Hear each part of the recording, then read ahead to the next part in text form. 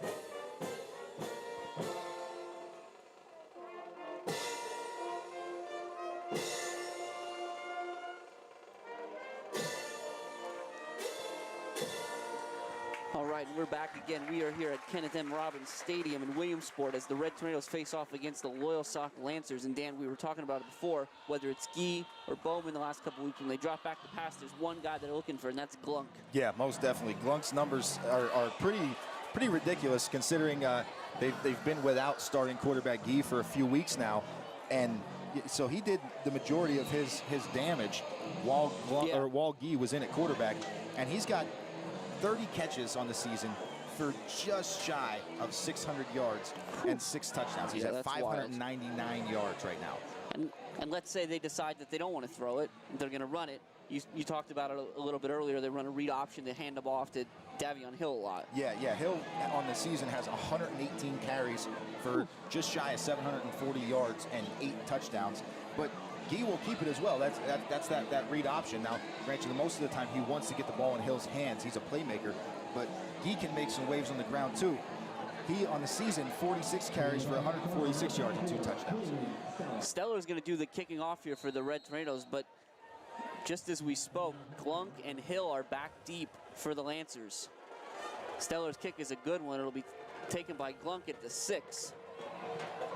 Now he's got some space. He's got the sideline. Steller's going to have to bring him down, but he's going to be near midfield. It'll be 1st and 10 Lancers at their own 48-yard line. Yeah, Jim, you can see that lane open up there for Glunk as he worked his way up there. Great blocking by the Lancers and kind of hemmed the Tornadoes in there, kept the gunner down on the outside and kind of hemmed everything in, left a little lane there. But good job, way to be Johnny on the spot there by Steller, make that tackle. So the Lancers will come out in the shotgun. Hill will be to Guy's right. He's got Glunk split out to the left. Clark in the slot. It looks like Smith on the slot on the other side, and Week Schuler split out wide. Clark comes in motion, and it's going to be a pitch to Hill. He's going to try to get that corner, puts his head down. A good tackle there made by the Red Tornadoes. It's going to be Verano on the stop, but it will be over the 50 down to about the 46, no, actually, wow, okay. All the way back to the 49, so it'll only be a gain of 3. Yeah, and Jim, Verano did a really good job kind of flowing with play there, coming from that safety spot. As soon as his guy went in motion, he worked his way over there and became the outside contained man and did a really good job of it. So now trips to the left. Guy's going to throw. He's going to try to get all the way out there to Glunk. Glunk's going to try to come through, but it'll be ripped down by Schultz. Big play there for the Red Tornadoes as they had a little bit of a screen set up, Dan. And it looked like they were going to get to Glunk. That's that tunnel screen where they're coming back in towards the ball there, and they really want to get him moving in towards the line away from his corner. But Schultz said, no, sir, and came up and made that play. So it'll be 3rd and 10 here now. 2 receivers to the right, 1 to the left. Well, as a tight end and a sidecar for Guy. He's going to throw again. He's looking for Glunk. But they've got Clark. He's going to have a first down. It'll get pushed out of bounds at around the 39-yard line. So a big play there on 3rd and 10 to pick up 15. Yeah, Jim, you're right. Clark did a good job kind of sitting down in that zone there. It looked like there was a real short pattern run there by Glunk. And then the clear-out guy kind of ran the safety off, and Clark found that hole right in the middle of the zone there. 1st and 10 Lancers. This time it's Hill again, and he's going to be stopped up right at the line of scrimmage. Steller in there, Schultz in there, but it looks like initial contact by 71 Nestico. Yeah, and Jim, a lot of the times when I make predictions, they get ousted pretty quickly. So I'm hoping for the Red Tornadoes' sake that this doesn't happen. But I think that Hill's going to have a very tough time running up the middle against this stout inside, this front 7 or 8 here that the Red Tornadoes have. I think the only way Hill's going to find anything is on the outside. This time Hill goes in motion to the field side. They're going to try to sling it out there. Schultz was ready for it, but he got over his head. Nice play made by Hill. And he'll make a nice move towards the end of that run. He'll get close to the first down. We'll see where he's out of bounds at. It looks like they'll say at the 31, so it's going to be 3rd and 2. And Jim, this Lancers team, their offensive scheme is all about getting their playmakers the ball in space. That's essentially a long handoff there. A little difficult because you had to get it over top of Schultz, but you get your playmakers the ball in open field. This time it's going to be Guy himself. He'll get up the middle. He'll have the first down. So that'll move the chains on the keeper. And again, we talked about it. The Lancers, they get their quarterback back. They want to find their mojo, so they took the ball, and now they're putting together a nice little drive. And a key for the Lancers tonight is going to be hanging on to the ball, having these long drives, and keeping the ball out of the Red Tornadoes' offense's hands. So they're doing a pretty good job of that to start things off here. 2.5 minutes in, and we're almost, they're still moving the ball. This time it's Smith in motion, and they're going to pitch to Hill to that side. He'll try to cut back across the grain, but the Red Tornadoes are lying in wait, and they'll stop Hill for a short gain. Yeah, and after letting Hill get outside on that first sweep that they got out to him, Red Tornadoes aren't going to let that happen again there. They do a really good job keeping that contained, forcing Hill back inside into the teeth of that defense. So trips to the right in this formation on 2nd and 9. 8:52 left in the first period. Gee hands it to Hill late. There's a little trouble with the exchange, and Davitt was there to stop that one before it started. It'll wind up being a 3rd, and I think he's going to have him behind the sticks here, Dan, or right at them at least. It's going to be 3rd and a long 10. Yeah, and Jim, that's the danger with the read option, is that sometimes that quarterback can hold the ball for too long, and then that handoff, there's a little issue there because they can't make the decision. They're trying to read those linebackers. 2 third down conversions already on the drive. We'll see if the Lancers can get a 3rd here.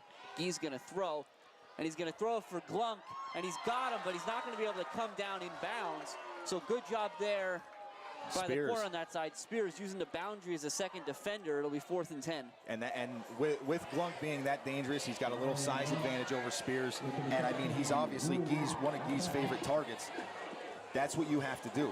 If you're going to be put on an island out there, he had the help coming over the top from the middle, but you throw that fade to the sideline there, you have to use that sideline as an extra defender. Great job there by Spears defensively. So 4th and 10 here. The Lancers are going to go for it. Not much sense in punting at this point. Guy's going to throw again. He's looking to the far side. I feel he's going to throw it out there to Weak Schuler, and it's incomplete. It'll fall harmlessly to the turf. Turnover on downs. 1st and 10 Mount Carmel at their own 28. Yeah, Jim, that's 2 huge plays defensively by each corner. Spears on one side on 3rd down, and then Feliciano, who we're going to see come in here at quarterback now, on the other side on 4th down. 2 big plays, very well defended. But we've seen on this first drive that the Lancers are not afraid to put the ball in the air, so they're going to continue to be tested through this game. No, like we said, Guy had thrown for almost 700 yards, and he hasn't played in 3 weeks. Right. Yeah, it's pretty impressive.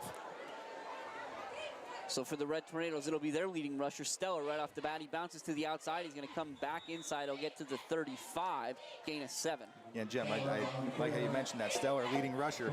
He just overtook Pedro Feliciano last week with his 18-carry, 127-yard game.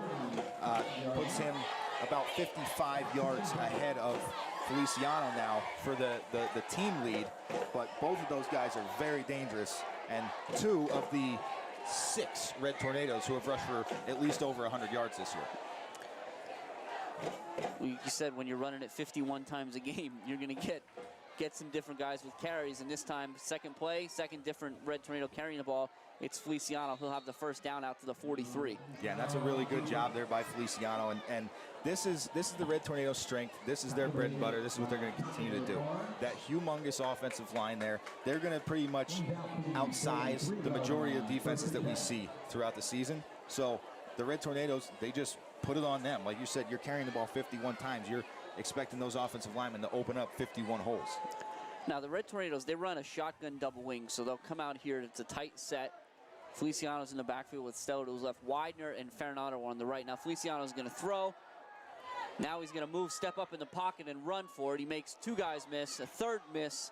He's into Lancer territory, so a nice job there by Feliciano of tucking and running when the coverage held up for the Lancers. And Jim, now we're in week 8 of the season. Feliciano does a great job there of seeing that his receivers are defended. Earlier in the year, he would have tried to force a ball in there, and he had a little trouble earlier in the season with kind of forcing the ball downfield, getting picked off a few times. That's just the development. It's his first year as a starting quarterback. Now in week 8, he realizes those guys are covered, pull it down, and get what you can get. This time it's Farinata, and Farinato's outside. He's got some space. He's got to make one man. Oh, my goodness. What a move by Farinado there to pick up 5 or 6 more yards down to the 33. It's another Red Tornado first down and the third different guy in white jersey carrying the ball tonight, Dan. Yeah, it looked like he took his ankles there, Jim. That was a heck of a move there by Farinado. You're right. And unfortunately, with that juke, he set him up and came back inside, and that was where the other defender was coming from. That's a big run and really flipping the field here with that play. This is Stellar again now, straight up the middle. Nothing fancy about that one, but inside the 30 down to the 29, it'll be about a yard short, 2nd and 1. Yeah, and this is exactly what we talked about earlier, Jim. This is what the Red Tornadoes want to do. They want to control the ball. They want to control the game and continue to just move the ball downfield. So in addition to that, we talk about that shotgun double wing. They also come out with a double tight set in Chicatano and Schultz. So it's really, all 11 Red Tornadoes are packed in a small area there. And this time it's Feliciano, and the Lancers are ready for it. They do a good job, but the fortunate thing for the Red Tornadoes is they didn't need much. Right. Yeah, we see that. There it is, first down. Yep, and the Red Tornadoes do a really good job there of getting what they can get. But you're right, Jim. When you have all 11 guys there inside the box, then the defense is going to have all 11 defenders inside the box. So you would think the Red Tornadoes would kind of have tough sledding carrying the ball up the middle. They did there, but throughout this season, they've had a lot of success. Just under 5 minutes left in the first quarter. The Red Tornadoes driving in a tie ball game. Stellar's going to be dropped. That's a big play made by number, try to see exactly, that looks like number 43. That's Gavin Rice, so nice play there by Rice. Rice is actually just one off the tackle lead for the Lancers with 58 behind Kavanaugh's 59, and he had 11 last week. Yeah, he definitely had a big... 2 weeks ago, excuse me. Yeah, you're right. He had a big game. That was that Troy game, and he had a really nice game 2 weeks ago, and he's poised to have another one here, it looks like, Jim, making that big play in the backfield there. This is going to be Stellar now. He'll get inside the 20, not quite inside the 20, he'll get to the 20. So it's going to bring up 3rd and about 6, maybe 7. Yeah, it's somewhere around there, Jim. So, but we'll see here. This their first time they've really faced like a 3rd and medium or long. So we'll see what they opt to do if they decide to let Feliciano put the ball in the air here. Most of the time I say that, they just continue to pound it. Well, it's going to be Farinado, Dan. So he cuts his way back across the grain into the middle of the field. He's going to be close to the first down, waiting for a signal. Looks like he has it. Yes. Yes, he does. Yep, and he does. And they'll stay outside of the 10. It'll be down to the 12. So it's going to be 1st and 10 from the 12. I know we talk about these situations. We haven't had too many of them this year, Jim.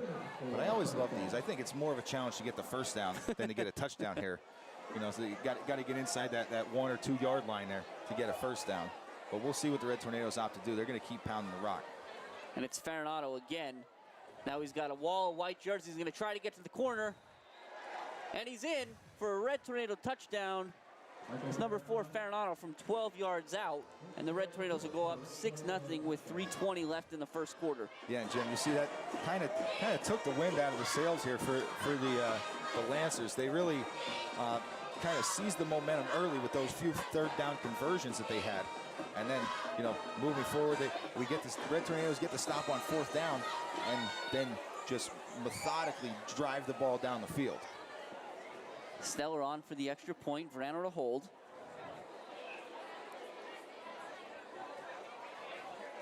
It's a low snap. Verano does a good job pulling it up. Stellar's kick is up. And it's no good. A little bit to the right, so it'll stay 6-0 here in Williamsport. Yeah, so we'll see if I think the Lancers kind of realized on their last drive there, you know, you're kind of poking your prod for the first drive of the game. You're trying to feel out the defense. I think they saw that they can have a little bit of success getting their players the ball on the outside and maybe some underneath routes. So I think that's what we're going to see a lot more of, passing the ball and trying to get Hill outside the tackles there to run the ball. So we'll see a lot of sweeps, and I think that we're going to kind of see that tight end there, Clark. We might see Clark really targeted throughout the rest of this game because he's a big body and he's easy to kind of get underneath those linebackers, over top those, or over top of the linebackers underneath the safeties, especially if you have guys running off. So I'm curious to see if the Lancers notice kind of the same things that I noticed. Yeah, Clark, you said, Dan, they list him at 6'4", 200 pounds. Number 88 is a senior. He just looks like a big kid out there. He does. He kind of carries himself big, too. Yeah. You know what I mean? When you're 6'4", there's guys that are 6'4", but they look like they could be 6'1". Clark, he's a solid 6'4". Right, he's all a 6'4". Yeah. So Stellar will kick off. They're going to take a little chopper. It's going to get over the second line into the third. It's going to be picked up by number 7, Will Burdett, who does a nice job returning it out to the 35, 1st and 10 Lancers. Yeah, and I think that was a plan there for the Red Tornadoes. You give up the long return and really good starting field position on the first kickoff when you kick it deep to Glunk. He gets a nice return off. So this time around, you got the ball bouncing around down there. The first thing the Lancers are worried, and you don't want to get it into Glunk or Hill's hands. So good job there with a little squib kick. So they'll come out with that. I guess it's 2 wide set and 2 slots. But really, you got 4 stand-up receivers here. Yeah. And he's going to keep it himself. It's nice play action there. Not necessarily play action, but good misdirection, I guess, in the keeper out across the 40 to the 41, gain of 6. Yeah, that's a real good job there, Jim. I was watching Hill run towards the Lancers sideline here and really thought that he had the ball there until you said that he had the ball. And I was like, oh, yeah, he does. So now they'll kind of overload the Lancer side of the field with Clark in a tight end, and they'll hand it to Hill and let him go that way. He puts a foot in the ground to get upfield, but there's just a lot of white jerseys there. Kelly's on the bottom of that pile.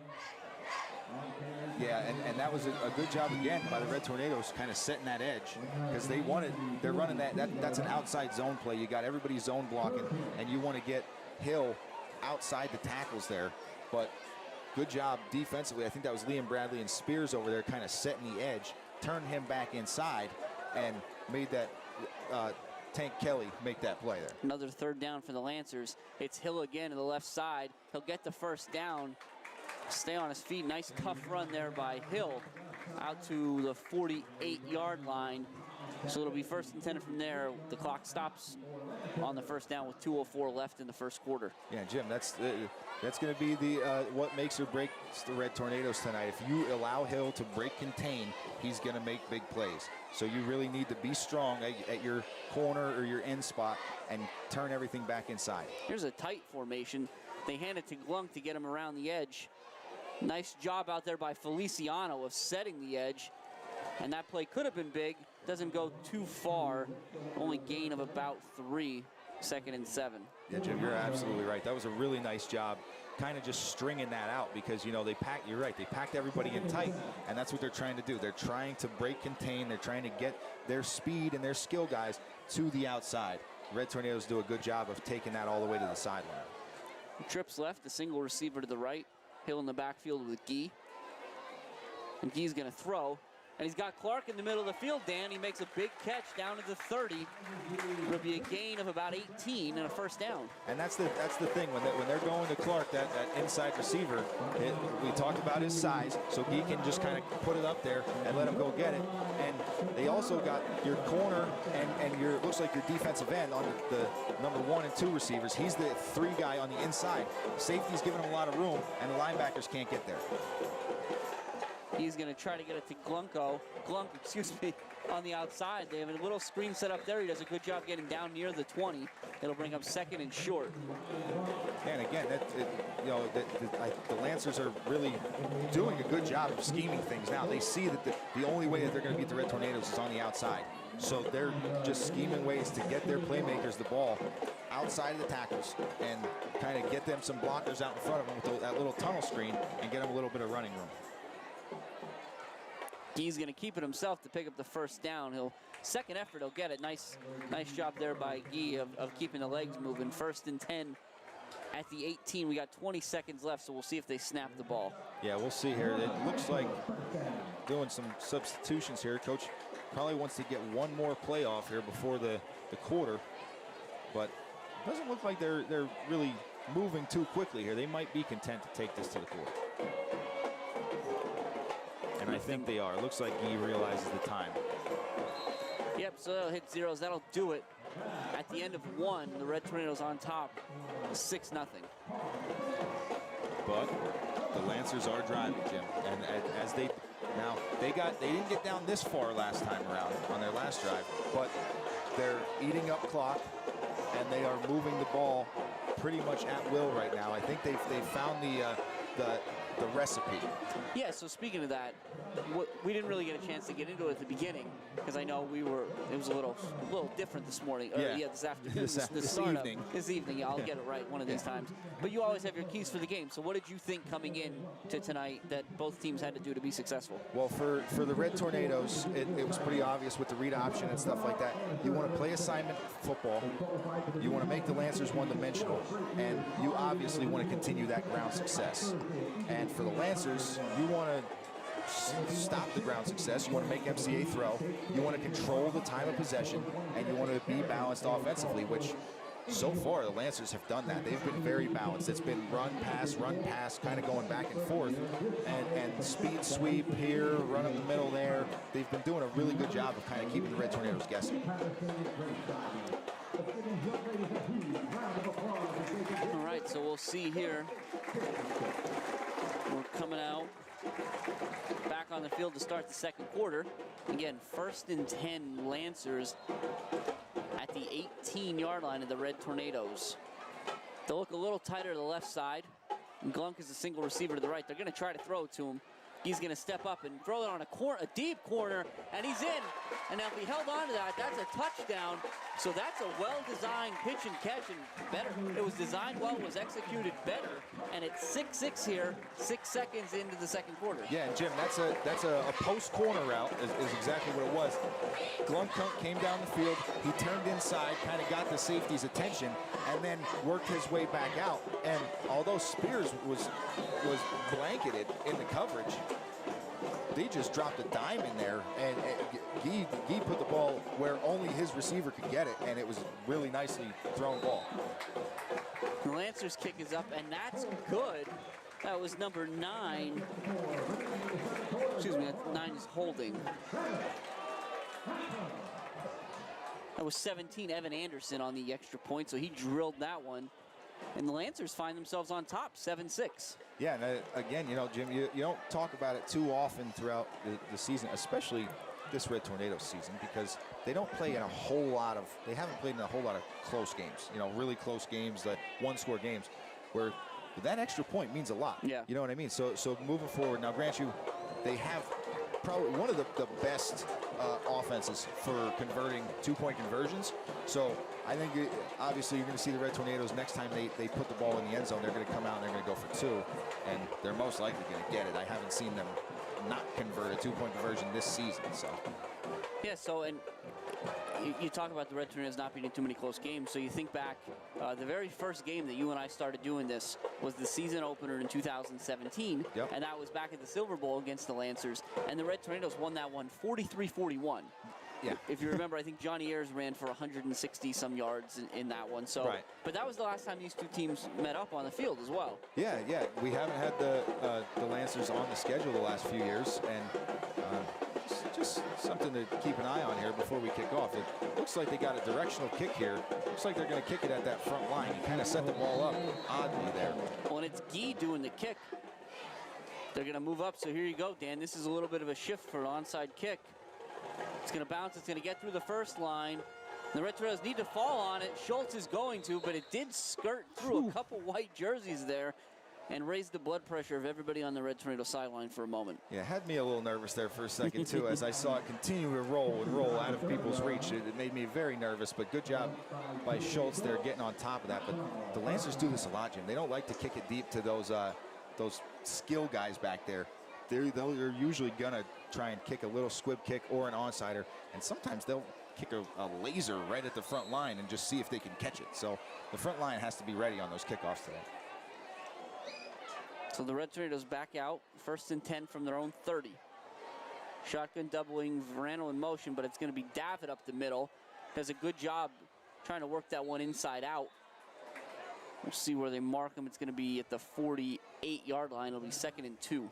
Yeah, Jim, David went down awkwardly there, and thankfully he hopped right back up and is doing all right. But kind of made me a little nervous. That's one of those situations where you worry about the neck or the head going directly into the turf, and that's sometimes the downside of a turf field. It's not usually as forgiving. Yeah, and it looks like on the other side of the ball, number 63, Tyrone Bolton, he looks like he's going to be okay, but he was a little slow getting up on the Lancer side, so the official, they used their authority there and directed that young man to the sideline. It's going to be a snap to the up back. This is Widener. We talked about him a little bit at the outset. The 6th Red Tornado to go over 100 yards on the year, and he'll get the first down there with a gain of 5 out to the 44. Yeah, and we did talk about Widener, and I think that his emergence offensively has really just been him kind of finding his way. I mean, he came in here last year, didn't get a whole season. This year, he missed a few games with an early injury, but has worked back. He's healthy now, and he's really starting to get the feel for that wedge blocking that they run there and finding the seams there and doing a really good job of it. The Red Tornadoes are going to swap out Kelly for Kier for a few plays here, but this is Verano, and he's weaving his way in and out of that Lancer defense for another Red Tornado first down to the 41-yard line, so that'll be a gain of about 12. Yeah, and Jim Verano, we talked about Garrett Verano. He's sitting at 5'9", 155. He does a really good job of kind of just staying low, coming through that first and second wave of the defense, and then he gets into the defensive secondary and gets up and looks to get outside. Does a really good job of it, too, kind of just finding that seam and keeping himself hidden. It's going to be Davitt again. And Davitt's a tough runner, man. He's going to get slung around very close to another first down. I think he'll be a yard short, so give him 9, 2nd and 1. Jim, I was able to have the opportunity to work with Davitt when he was playing for the Coltmont Cougars. I had him on one of my teams there, and he's one of the last ones that I'm going to be able to say that about. But he was always a tough runner. He was always more of a fullback type. He's got the speed now of a halfback, but he still carries that ball with 2 hands like a fullback. Now this time it'll be Feliciano after the pitch to Davitt, the fake to Davitt, excuse me. And he'll get the first down to the 32. Yeah, another Red Tornado first down here. So again, the Red Tornadoes just eating clock and eating yards, and that's what they're going to have to continue to do. If the Lancers cannot stop the Red Tornadoes offense, then they're gonna have a long night, and they're going to have to just keep that pace with scoring with the Red Tornadoes. So it'll be Verano again. He's going to try to work to the corner this time. Get out of bounds at the 21. So that'll be about 7. It's going to bring up, it's 6, 2nd and 4. Yeah, and again, that's a really good job there by Verano. That play is the same play, and I believe it's really predicated. It's all the offensive line. The offensive line will tell the back where you're going, and whether you're cutting that back inside or you're taking it outside. It's either a block down or a kick out, and these wings do a really good job reading those blocks.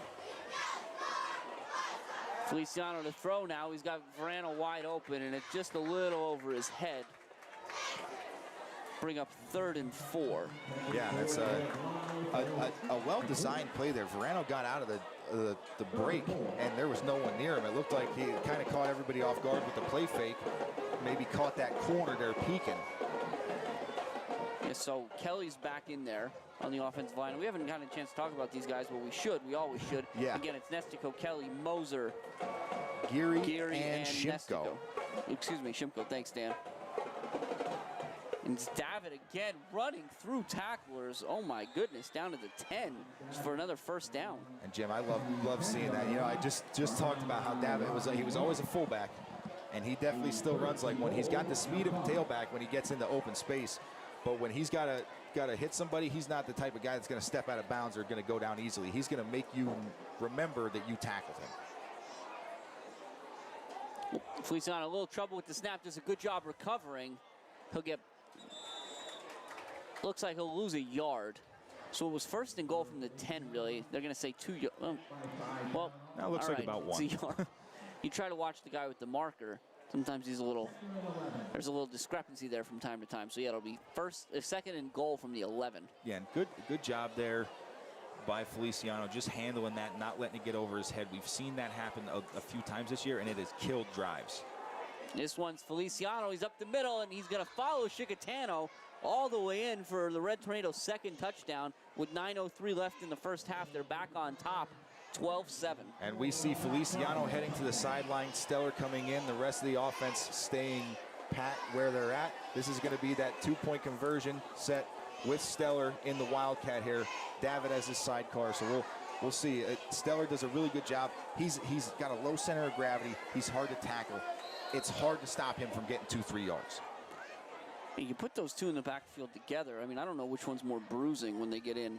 It's going to be Stellar, and he's easily in for 2 points. So just as you said it, Dan, 14-7 Red Tornadoes. Yeah, and that's huge. And I like the fact that Coach Dara continues to go with Stellar for the two-point conversion plays because, you know, Stellar really wants to make up for missing that PAT down there. Right. He lost a point down there, so he says, I'll come back down here and get two of them to make up for it. So really good job there by Stellar getting in. And that another really long, methodical drive for the Red Tornadoes. I mean, a little over, or just under 3 minutes, because, I mean, the Lancers scored their touchdown with 4 seconds off the clock in the second quarter. So just a really, really good drive there for the Red Tornadoes, and they're going to have to continue to control that clock. Yeah, a couple of reminders here. Again, this is Red Tornadoes on top of the Loyalsock Lancers, 14-7. We're at Kenneth N. Robbins Stadium in Williamsport, Pennsylvania. This is a WKMC TV production brought to you by the Mount Carmel Farmers Market today. So this is, again, it's a beautiful night for college, It's a beautiful night for high school football. It's, as we said before, it's a little bit warm even. It is, but Jim, you know, it's funny that you say college because every stadium that we've been to this year is beautiful, but this Loyalsock Township, this turf that they have here, this is a beautiful facility. Now, we love our grass field at the Silver Bowl. Nothing compares to it. But this does look like a kind of field that a college team would have. See, Stellar is going to kick a low line drive. It's going to bounce a couple times. Will be taken by Smith at the 15-yard line.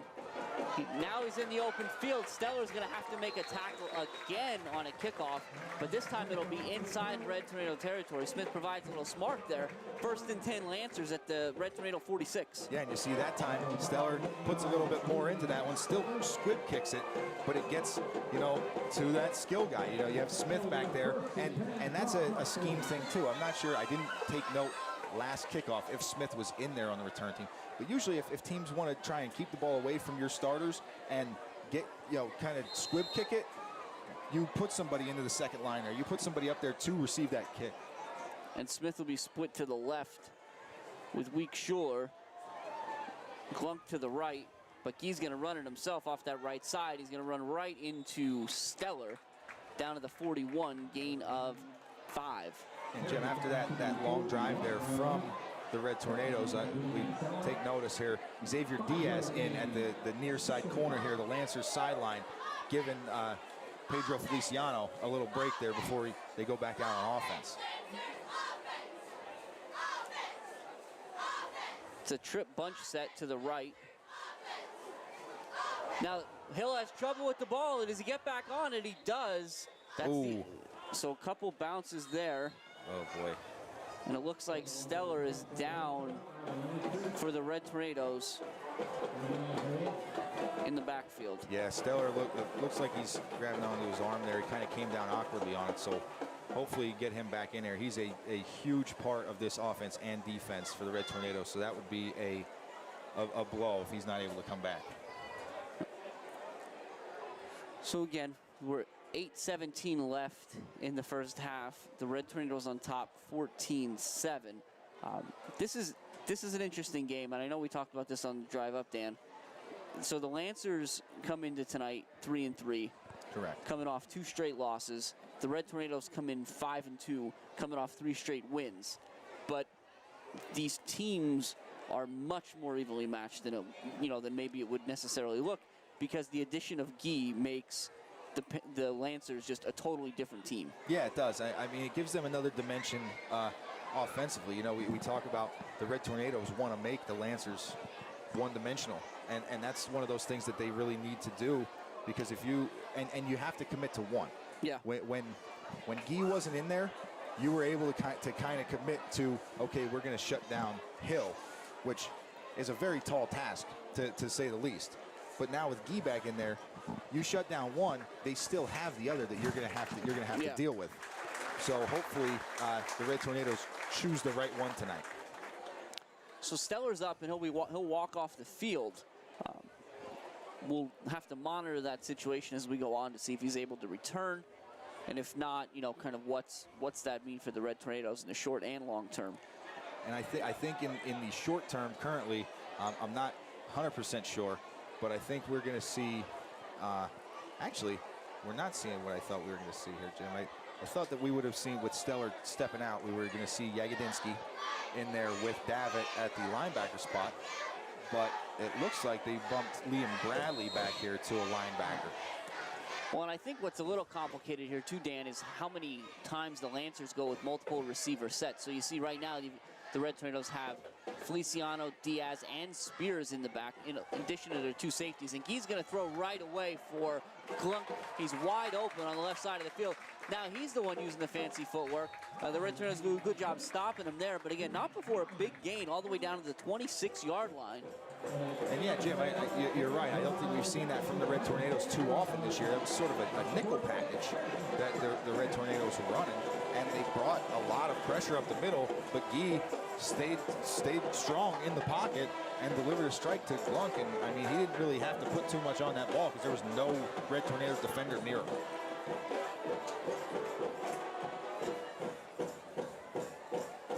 It's a low snap. Guy does a good job recovering, and he'll be dropped by number 2, Maddox Reed, all the way back at the 31. So that'll be a loss of 5, 2nd and 15, and I think that'll probably wind up being Reed's first sack of the season. Yeah, I think so, Jim. And we keep seeing a lot of with Steller out there, not out there.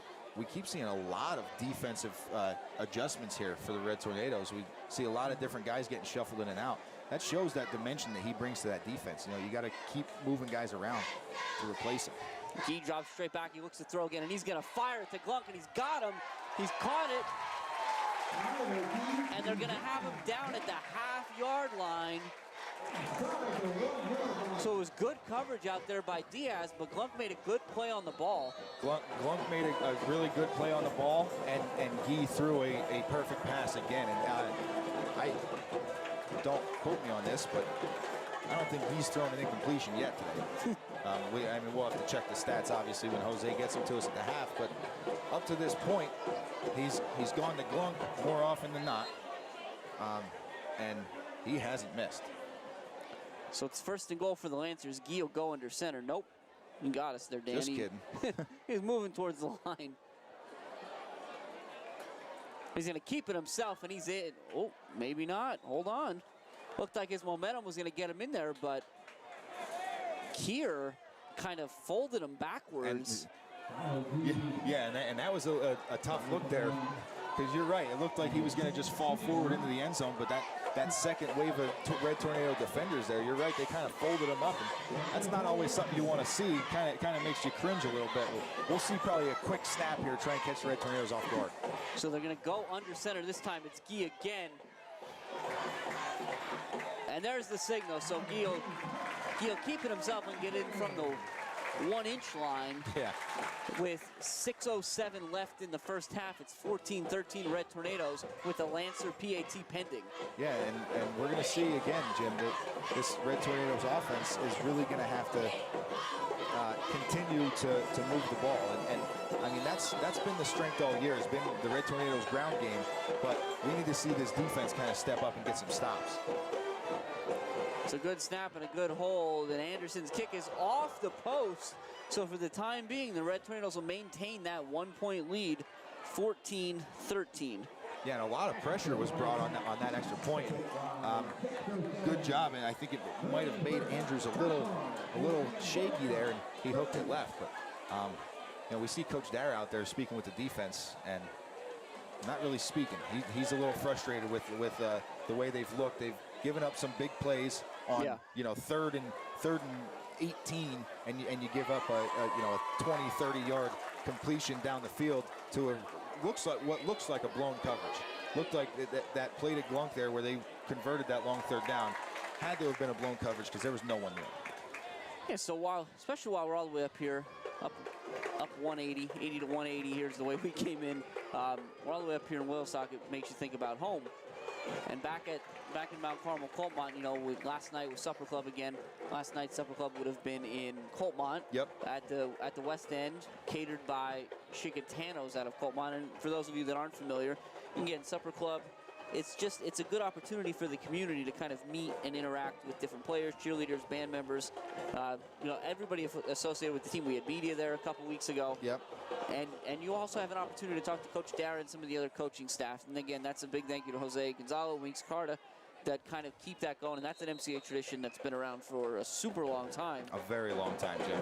And now, speaking of traditions, this shift here by the Lancer kick team is becoming a tradition of its own, but a great play made by number 50, Moser, to just kind of scoop that one up before it even gets to the second line and wisely fall on it. So the Red Tornadoes are going to start this drive near midfield at the 48. Yeah, and I think that was a kind of a scheme there again for the Lancers. They said, okay, who's got the lineman number on this front line? And they look at Moser and they say, okay, lineman can't catch. Let's kick it right at him. Moser says, I'm not only a lineman, I can catch too.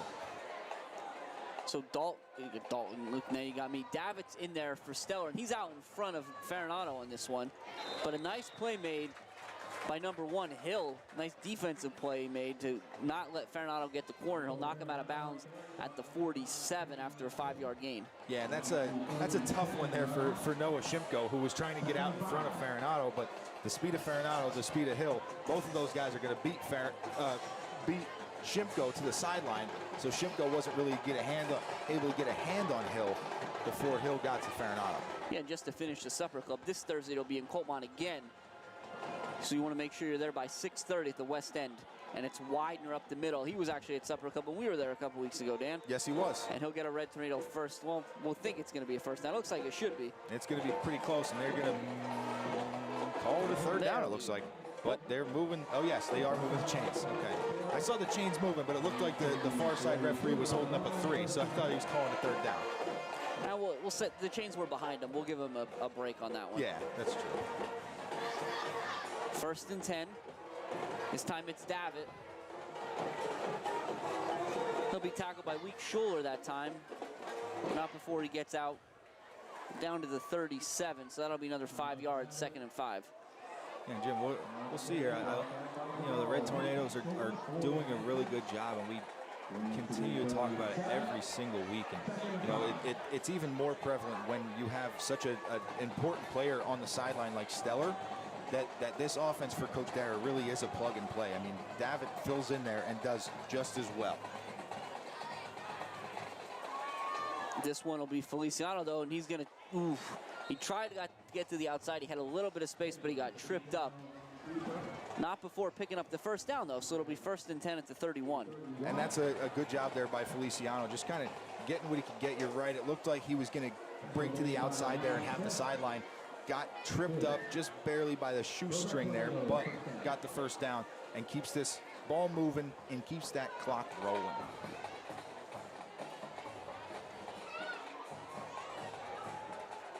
This is a pitch to Davitt. He's got some white jerseys in front of him. He comes across the field. 23-yard line. That'll be a gain of 8. Yeah, and a good job there by Davitt. You know, he wants to get to the outside, wants to get to that corner, but sees that little lane to get up in, and does a really good job of getting up there and get what he can get. Try to scour the Red Tornado sideline for Stellar. Haven't found him in a few minutes. He was on the bench, but he got up. I'm not sure if that's a good thing or not. Yeah, we'll have to see. But this one's Farinato, and that is a good thing because that's another Red Tornado first down inside the 15. Yeah, and that's one thing that I have noticed from this Lancer defense, Jim, is they aren't going to give up the big play. No. It seems like that their second and third kind of waves of the defense, their linebackers and their safeties do a really, really good job in pursuit, and they're not going to let you get up in the seam and then get out to the sideline and beat you down the sideline. They might give up 6-7 yards, but that's probably going to be the most that the Red Tornadoes are going to be able to eat up.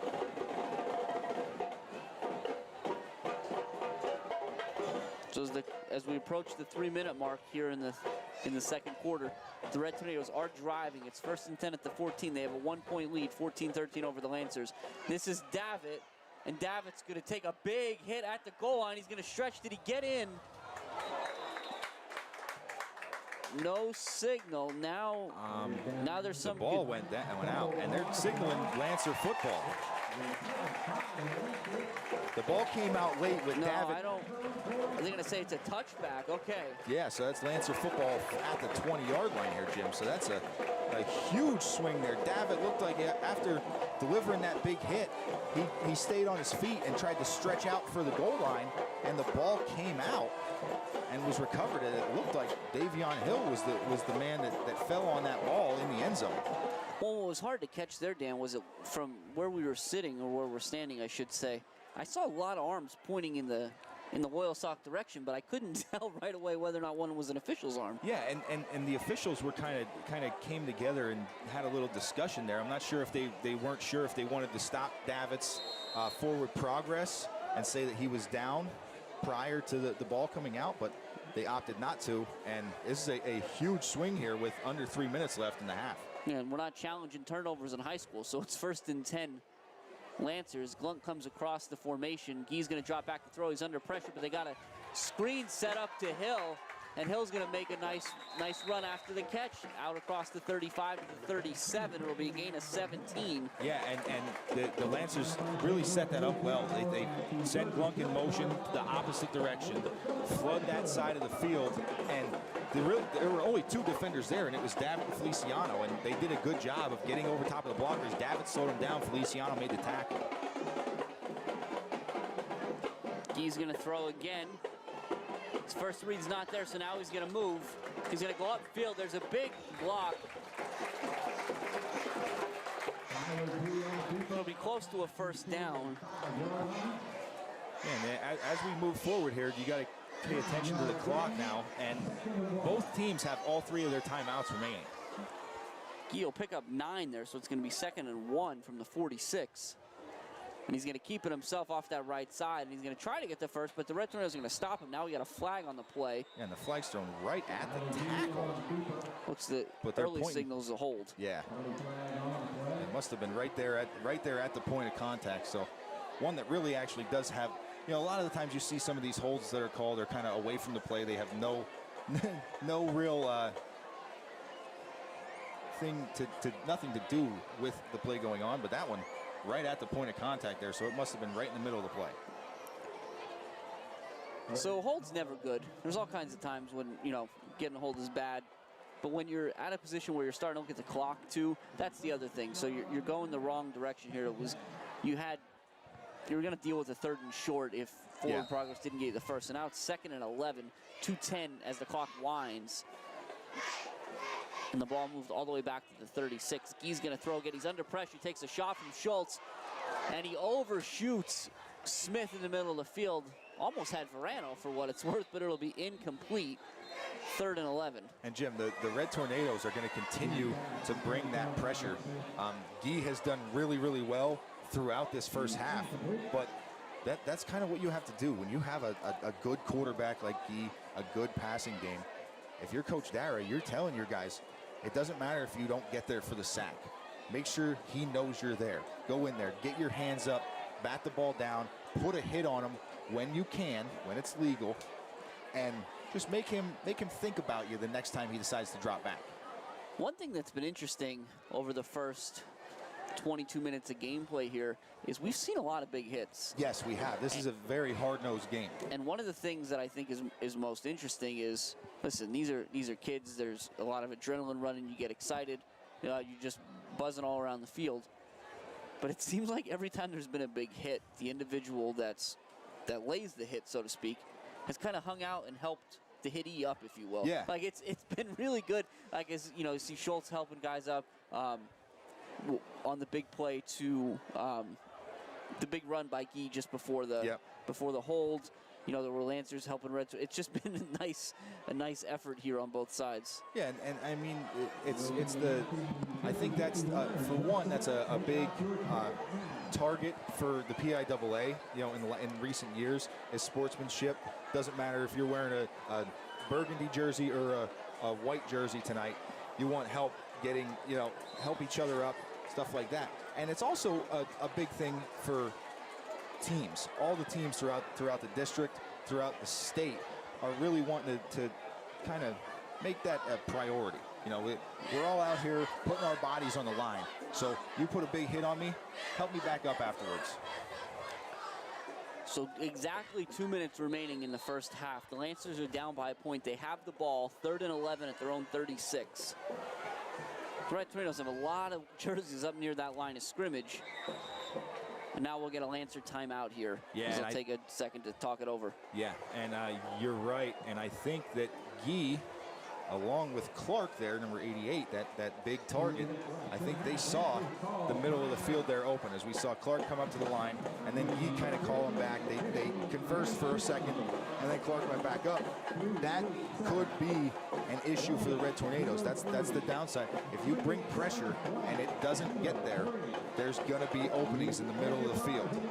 So I would look out for Clark on maybe a tight end release, something right over the middle of the field, just a quick hitter for Guy to get the ball out of his hands quick, right over the middle where the linebackers are vacating with the blitz. And so on the opposite side, Dan, if you're the Red Tornadoes and you're leaving parts of the field open, you're blitzing that quarterback. That's what you were talking about before, about getting your hands up in the air, right? Trying to get a piece of that football. Most definitely. Guy's not the biggest guy. And you're telling your defensive lineman as well, with Matt Kelly over the center, get that big center there, get him standing upright. So it'll be 4 wide for the Lancers. He's going to go straight back, and he's under pressure from Kelly, and Kelly's got him. Nestico's going to help finish off Chicatano in there well, but that one's all Kelly. And now we heard a lot of whistles. Yeah. Trying to see if somebody called a timeout. It would make sense if it was the Red Tornadoes. Yeah, I would think Coach Dyer is probably going to try and get a timeout here. They are stopping the clock, but there's no signal for the timeout yet. Trying to see if the scoreboard updates. There it is. There we go. All right, so the clock stops with 1:50 left. It's going to be 4th and 18 for the Lancers back at their own 29 now. In Guy's absence, Clark started to punt, and it looks like he's going to do the punting tonight as well. On the season, Clark's got 9 punts for 320 yards. It's a little over 35 yards a punt. His long, though, Dan, is 44, so okay. he can boot it. And, Jim, this looks to me, okay, now we see Spears starting to work his way back. I thought we were going to see a little bit of pressure from the Red Tornadoes, which this would be the time to do it. You want to work with the shortest possible field.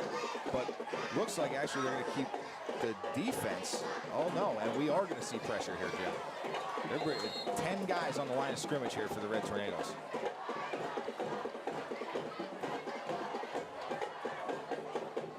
And here they come, and they're not going to get to it. It's a good job by Clark to get rid of it. It's going to take, it took a Lancer bounce.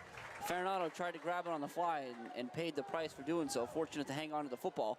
1st and 10 at the 33 for the Red Tornadoes. Yeah, big hit put on Farinado by number 12 there, Tyler Sudath of the Lancers. And you're right, Jim. It always makes me nervous. Those returners, they want to kind of get close to the ball, pretend they're going to get it, maybe not get it. So that way the Lancers are quick to pick it up and don't let it roll.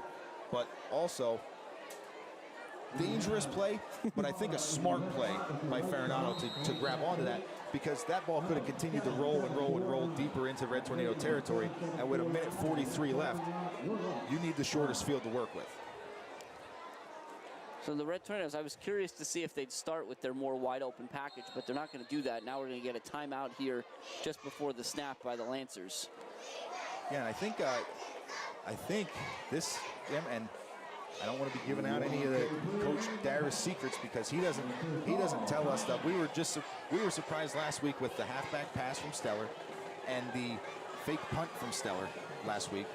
But I don't know if you noticed, we got Cole Spears in there at the tailback spot. Cole Spears is also a quarterback. And with very short time in the half, I wouldn't be surprised if we see them try and run that play that they ran last week with Stellar. Get Spears a toss outside, and try and hit Feliciano down the sideline on a little wheel route out of the backfield. Speaking of Stellar, I was able to locate him on the sideline. He's been walking around. I don't see his helmet anywhere near him, so certainly don't expect to see him in the next minute 43 here. Yeah, and if we see, you're right, if we see him at all, we'll see him in the second half here, and hopefully we do. So they'll have one receiver out there, Schultz. They're going to pitch it to Spears. Now, Spears also has the pleasure of being the fastest guy on the team, so he's going to get to the corner and get out of bounds. Yeah, that's a good job there by Spears. And I think the Red Tornadoes kind of flexing Schultz out from the tight end spot gave him a good angle to kind of set the edge there and give Spears that sideline to get to.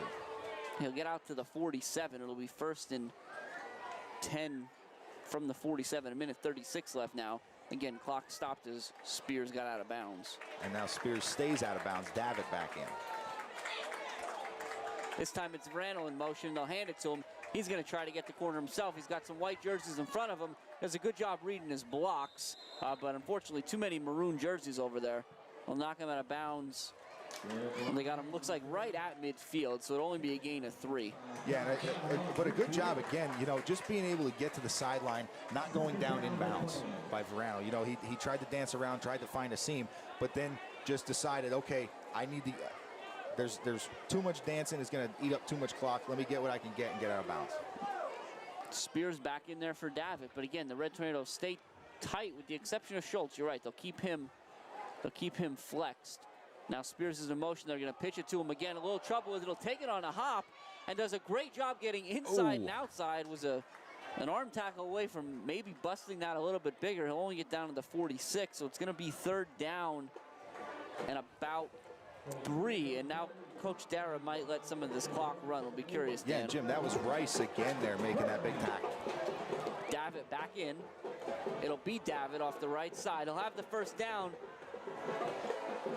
A little bit more for his pleasure. Down to the 33-yard line. Clock will stop on a 1st down. Yep. The Red Tornadoes still have 2 timeouts in their pocket. But they're up on the ball quick, and again, the clock is moving now. Yeah.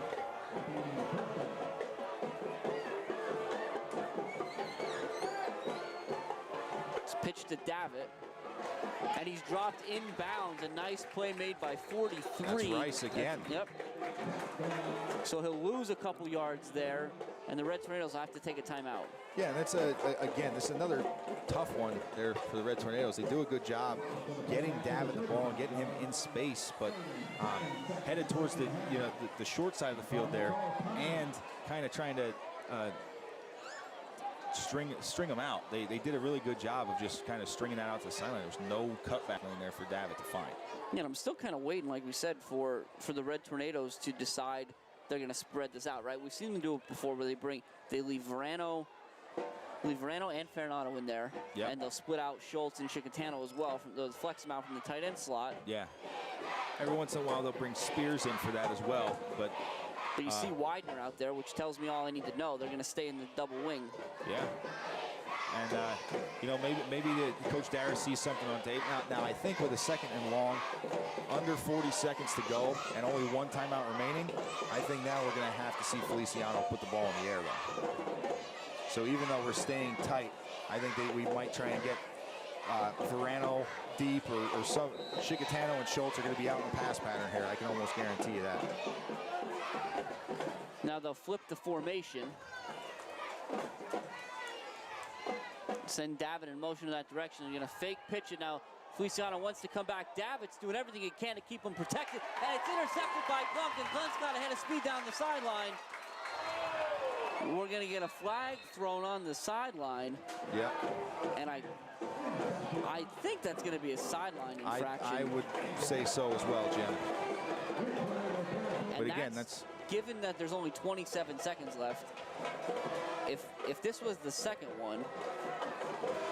Yeah, I'm not sure if there was a warning just yet. There's conversation here about it.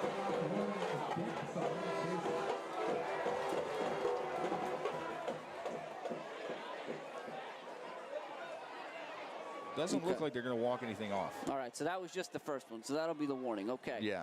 So for what it's worth, Now it's 1st and 10 Lancers after the interception and the big return by Glunk. They're inside Red Tornado territory, albeit just barely at the 49.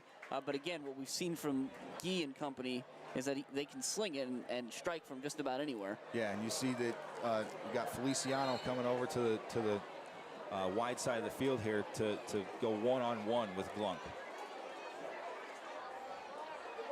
Diaz in covered as well. Farinado over the top. He's going to throw. He's looking, and it's a quick hitch. It's a weak shoulder. He's right at the 1st down marker. And that's a good job for the Red Tornadoes defensively. One guy held him up, and the other guy was kind of breaking at the ball, trying to get it out.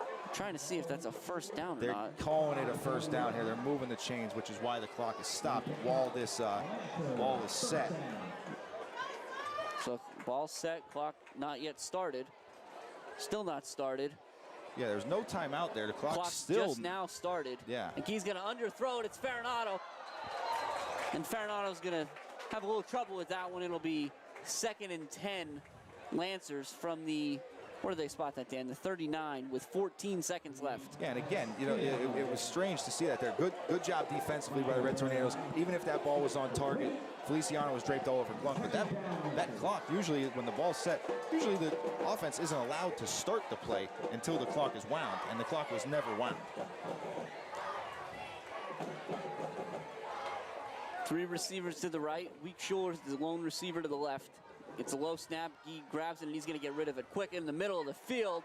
That's a good play by Feliciano to ensure Glunk can't pull that one in, and it's 3rd and 10 now. Really good job there by Feliciano, separating Glunk from the ball. And a good job by Chicatano there as well, coming over, bringing the pressure from the backside, from the blind side of Guy.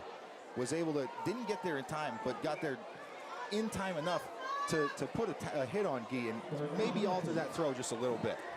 And so to the right of the formation here, we've talked about Glunk, we've talked about Smith. It's also Wilbur Dett. He's in the kind of the slot on the right. And Smith is back with Guy. He's going to throw for weak Schuler. And it's a back shoulder fade is really what it was. And Schuler plays the ball super well, gets a foot inbounds, and then sneaks out of bounds. So with 5 seconds left now, the Lancers are going to have one play from the 18-yard line, excuse me. Yeah, he did do a good job of coming back underneath, but I'm surprised there wasn't a little argument there with Spears, you know, talking to the officials about maybe a little push-off. It looked like there was a little shove there, but, you know, it must have been clean. The officials were right on it. So, again, it'll be one play here. Yeah, Jim, I wouldn't be surprised to see the Lancers go back to that post corner to Glunk. You know, that now, well, grant you, that the ball that Guy dropped in there on that touchdown pass was probably one of the best placed balls I've seen thrown by a quarterback, an opposing quarterback this year. So I don't know if he's able to do that again. Yeah. But that would be the guy. You got your top receiver. You want to get him manned up, and you want to hit him with a double. You want to give him a double move to create some separation. Well, it's the same deal where the ball's on the far hash, so yep. Guy has all that room to work back to the sideline. But notice in the middle now on the right side is Clark. Clark's back in again. He's 6'4". They swapped him and Burdett out, and they moved Smith to the inside. Now we're going to get another whistle there, but a lot of time left. Yeah. So Guy and Hill in the backfield. He's going to take the snap. He's rolling to his right. Now he's going to run, and Schultz just has to get him down, and there's all kinds of white jerseys there, and the clock will run out in the first half. So fortunately for the Red Tornadoes, nothing will come of the late interception and the ensuing drive by the Lancers as they'll go into half with a 14-13 lead here in Williamsport. So we'll be back in just a few with stats and the second half. Stay tuned and make sure you come back.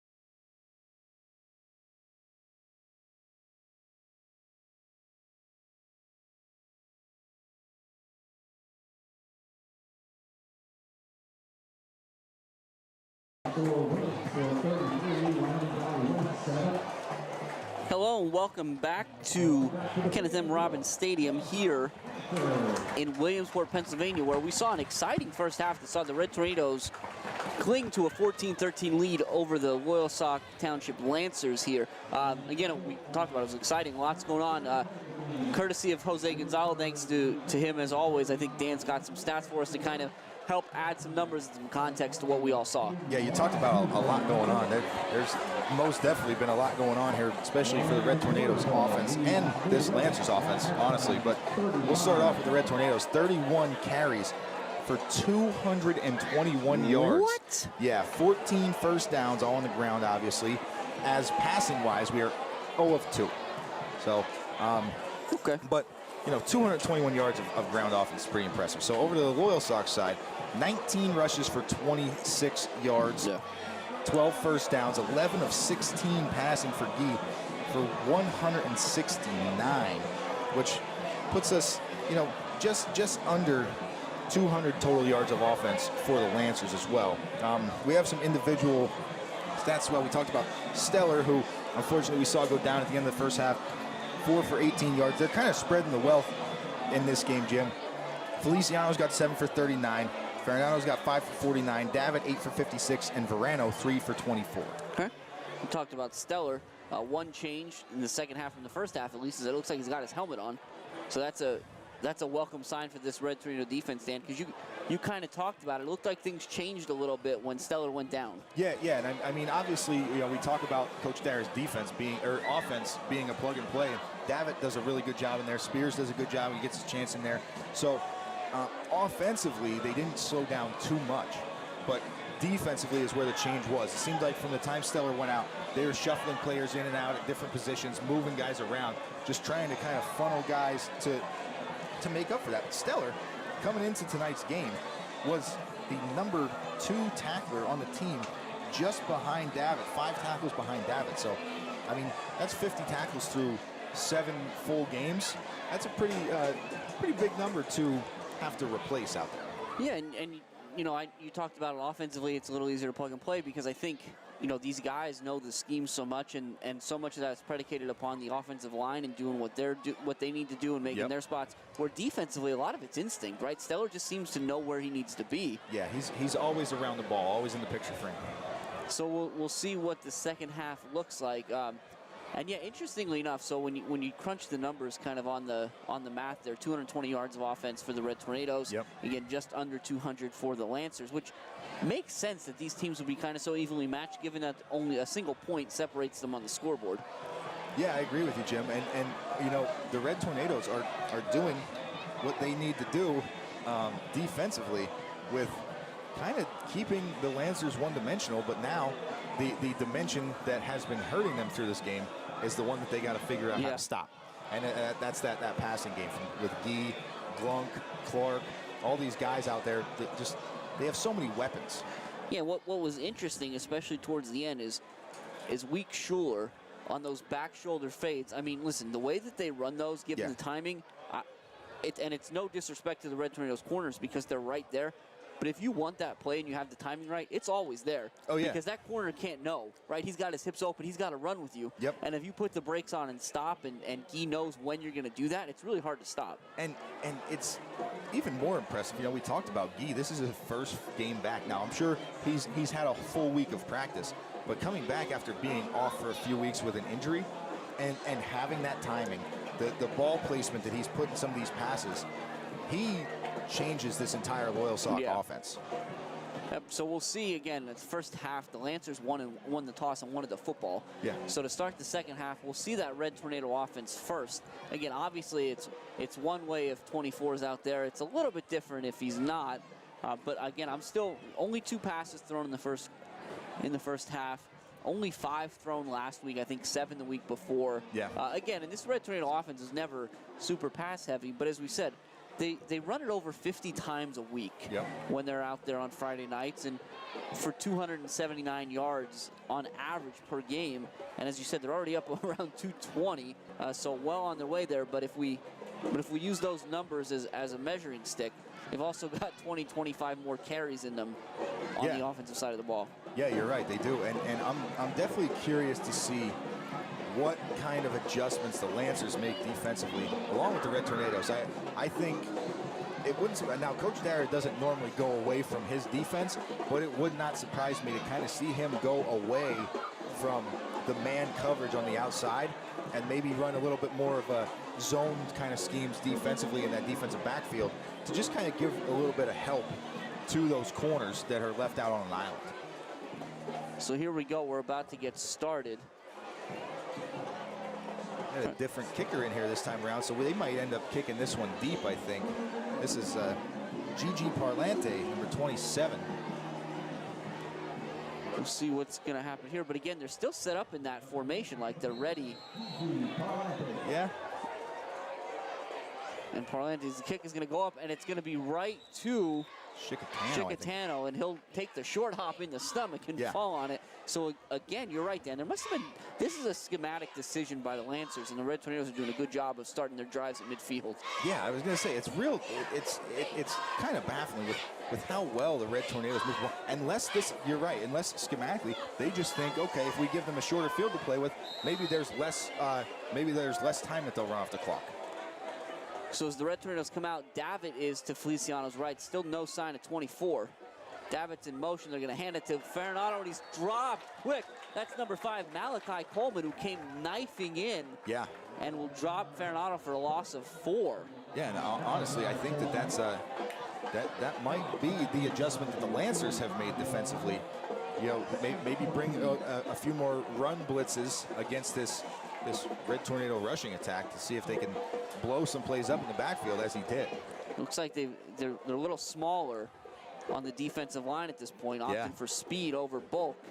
And this time it's going to be Davitt, and now Davitt's in the open field into Lancer territory down to the 46-yard line. It's going to bring up 3rd and manageable, about 4 yards. And you know, you talk about opting for speed over bulk, but that's the difference. When you do have speed in there and not bulk, you are susceptible to that middle. That as long as that offensive line can get hands on the smaller defenders, they're not going to let them go. They're not going to go anywhere, so they're not going to be able to stop that up unless they get through.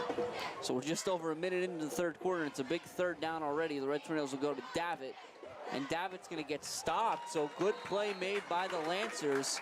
It'll be finished off by 51, Cy Kavanaugh. Ian Kavanaugh, we talked about him a little bit before, leading tackler. Yeah, and really good play there by Kavanaugh, but I like the aggressiveness here by Coach Dara. It's 4th and less than 5.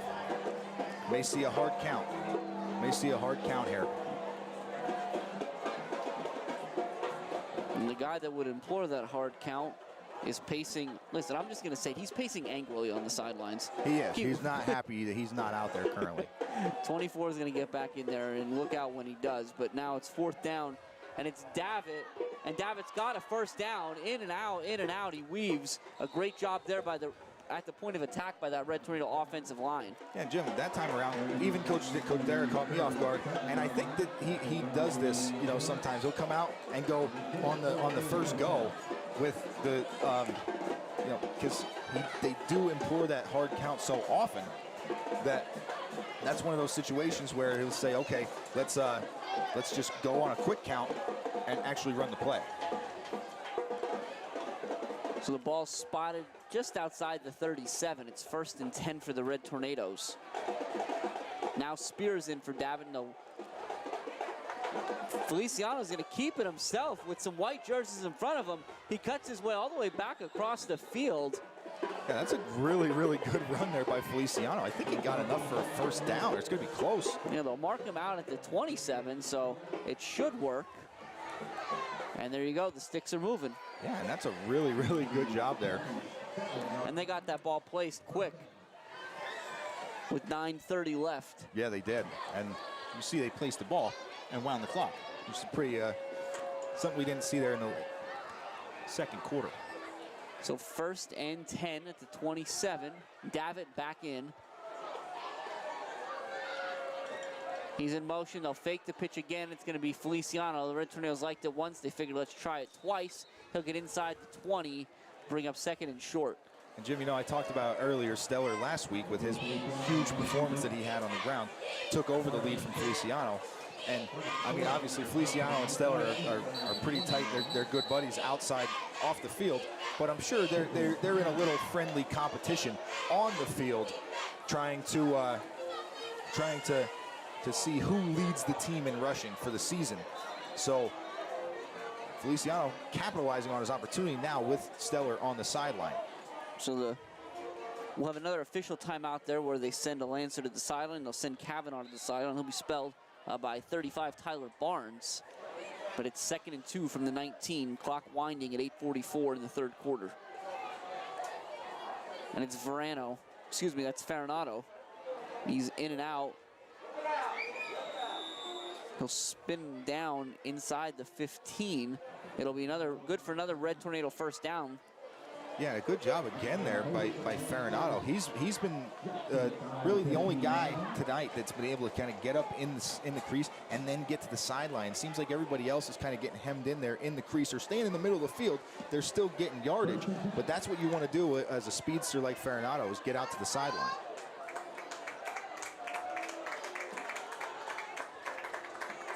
This time it's Davitt off the right side. He changes direction. He goes across the left side. Now he's going to go inside the 5. It'll be close to another first down. We'll see. It is another first down, so it's going to be 1st and goal. Red Tornadoes from the 3. 3, yeah. So getting another really, really good run there by Davitt. Davitt kind of found the cutback lane there after taking that handoff and ran hard and protected that football. Yeah, one thing the Red Tornadoes are going to have to do here down deep in Lancer territory is hang on to that football. As you said, Dan, the Lancers did a great job of forcing a turnover the last time the Red Tornadoes were about to strike. Yeah, and they're also going to have to figure out, if they do put 6 on, how they're going to get 7. This is Feliciano again off the right side, and he's in easily for a Red Tornado touchdown from 3 yards out, his 2nd of the night. So now we'll see, do they bring, oh, no, Coach Dara, offense on the field is staying put. They're going for 2 because, again, we talked about Stellar. We haven't seen him. He's fully suited up. He's still got his helmet on, but we have not seen him back on the field yet. So we don't have anyone to really kick that extra point. Because we mentioned Yagodinsky also injured, the other kicker. So we'll have to see when this kickoff comes too, what they opt to do. So we'll see what happens here, because Feliciano's going to keep it himself, and he's in. So the added bonus there, Dan, you don't have Stellar, so you kind of have to go, Stellar or Yagodinsky, you kind of have to go for 2. But in doing so, you make it a 2-score game. Yes, absolutely. You're right, and I like it. And it looked like Feliciano kind of learned a little bit how to get those 2-point conversions from Stellar, because that little fake move, just the shoulder turn and getting your body square with the hole, that's a Stellar thing. We've seen him do that all year long on those 2-point conversions, and Feliciano going right along with it. So it's a beautiful night here in Williamsport. 73 degrees out, I'm still reading. We've seen a couple guys in and out with cramps, but not too much. It's certainly going to be warmer down there on the turf. The Red Tornadoes on top 22-13 with 7:43 left. And if you're back home in the region, whether you're in Mount Carmel, Colmont, Locust Gap, Atlas, I'm sure I'm missing places and people will get upset. I apologize in advance. Denmark, Shady Acres, Marion Heights. Natalie. Yeah, got it all.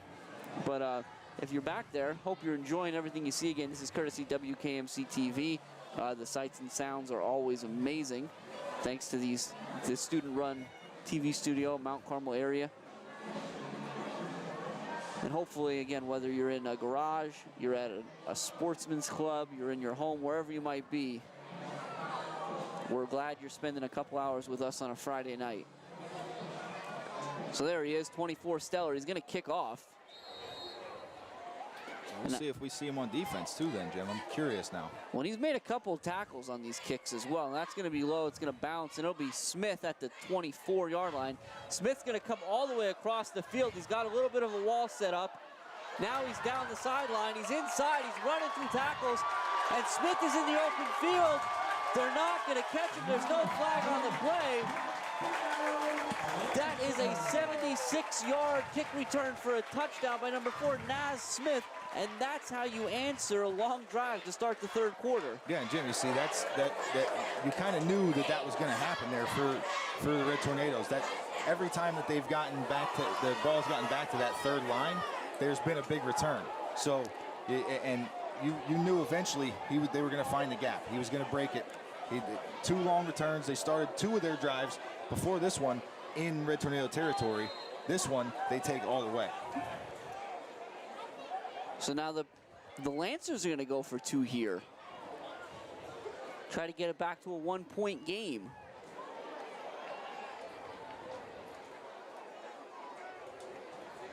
He's going to take the snap and roll to his right. He's looking, and he's got number 16, and he's in. That's 16. That's Gage Patterson. He's the one who came in motion, and he hit him. He dove for the pylon, so a great conversion there. And in the blink of an eye, we go from 9 back to a single point between the 2 teams. And again, you talked about it. That's why going for that extra point there is so important, or getting that 2-point conversion for the Red Tornadoes is so important, because you maintain that lead. Well, what was hard there too, Dan, is like you couldn't watch that, and you watch Stellar out there, and you know what he's going through, and that he hasn't been out there. And you also know that he's been the one making the tackles on these kickoffs around midfield. It's been him. He's been the last line of defense. So if there's any part of him that's not 100%, and that's kind of where I was at before the kickoff, is if he's not 100%, he's been the only one making the tackle. So there may be a problem there, and sure enough, but give credit to Smith. He made a lot of white jerseys miss. He was very slippery through there. He did, and he set up his blockers very well also.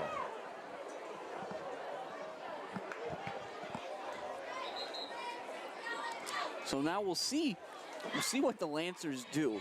If they decide they're going to kick deep this time, or if they're content to keep giving the Red Tornadoes the ball at midfield. Yeah, and again, if whether this is a scheme thing, whatever it is, a little conversation between Anderson, who is back out there to kick again, and his looks like his special teams coach there, just figuring out what to do. And now the Lancers will, of course, have the opportunity to shift their alignment here, but it looks like it did on the opening kick, or excuse me, on their first kick, as opposed to any other. More straight across, no kind of rows here.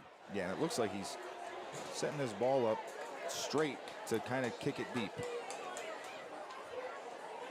But again, that front line has to be prepared. And they've got actually an onside return set up. The Red Tornadoes do.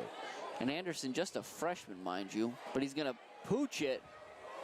And that's going to be Lubuski, who does a good job there for the Red Tornadoes of hauling that one in and going down immediately at the 27-yard line. Yeah, and I'm surprised there, because the referee didn't call it out, but it looked like he kind of motioned for a fair catch. Yeah. Usually as soon as that ball's caught, that whistle's blown, and it wasn't, but you're right, he caught it, hopped right down there. So, but again, with that little pooch kick rather than the onsider, Red Tornadoes starting a little bit deeper in their own territory here. It's going to have to put something together. 22-21 Red Tornadoes, 7:26 in the third quarter. 1st and 10 from the 27. Davitt's still out there for the Red Tornadoes. Side Feliciano. It's a high snap, and this is Verano on the handoff. Now he's inside, he's outside. He's going to get thrown out of bounds at the 49-yard line, but a big run there, a gain of over 20 yards, about 21. So good start to the drive. Yeah, that's a real good job there by Verano. Yeah, we talked about how Fernando was the guy that was kind of getting in and out. Verano finds the seam there, the crease there to get out towards the sideline. Well, had only one guy to beat, but it was Hill. And I mean, Hill's probably one of the better athletes on this Lancers team. So it's tough to beat him in space. And this time it'll be Davitt. And he'll get down to the 45 and he'll be stopped by, looks like, 23. Logan Bastian for the Lancers, so nice play made there, but Davitt able to pick up 6. Yeah, and again, you know, this is what the Red Tornadoes have to do now, and it's hard to tell your running backs, hey, you know, take your time, get down, but you want a long, methodical drive that ends with points here.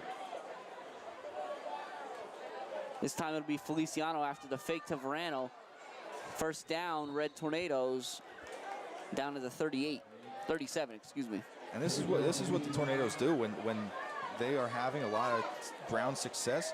There's going to be a lot of tackles made by the secondary. These safeties are going to be very, very busy tonight, as they have been all through that first half and here into the second half. Yeah, and they do a good job of kind of crashing the the line of scrimmage as it is. We talked, we saw that, Dan, you and I talked about that kind of on the ride up. We just talked about how a lot of their defensive backs wind up, and you see here they got 5 guys across standing up. Spears has trouble with the ball. He does a good job picking it back up, and now he's in a foot race. He's going to get the first down and get out of bounds. So fortunately for the Red Tornadoes there, they avoid disaster and pick up a first down. Yeah, that's a breath of fresh air there. That one, I was able to kind of inhale after that one because you're right. Spears kind of playing with it there on the ground, wasn't able to get it, but that's the upside sometimes of playing on turf. It's a little bit more forgiving. The bounces are a little bit more predictable, and he was able to scoop it back up and make a nice play out of it. So really good job of recovering there and making something happen. Red Tornadoes with a 1-point lead and driving here midway through the third quarter. It's Feliciano again. And he looks like he explodes through there, Dan, when he comes through. He'll take a shot from a hill at the 10, but again, it's another Red Tornado first down. And we talked about them averaging 278 on the ground. I mean, they're certainly over 300 already. Yeah, and we're 6 minutes left here in the third quarter yet. We've got a whole nother quarter and a half to go, and they are just and it seems like every time they're running a play, they're getting a first down or close to it. Ball's at the 10, so it'll be technically it's first and goal. And this time it's Verano, and Verano tries to stay on his feet. He'll be upended by 35. Again, that's Tyler Barnes. He'll get down to about the 3. It'll be second and goal from that point. Yeah, I think that's one of those ones there where Coach Feach is going to be proud, and he's going to be happy that his drills are being put into effect there. Verano get that hand down and was able to skirt forward for an extra 2 to 3 yards there on that second effort after he was initially tripped up.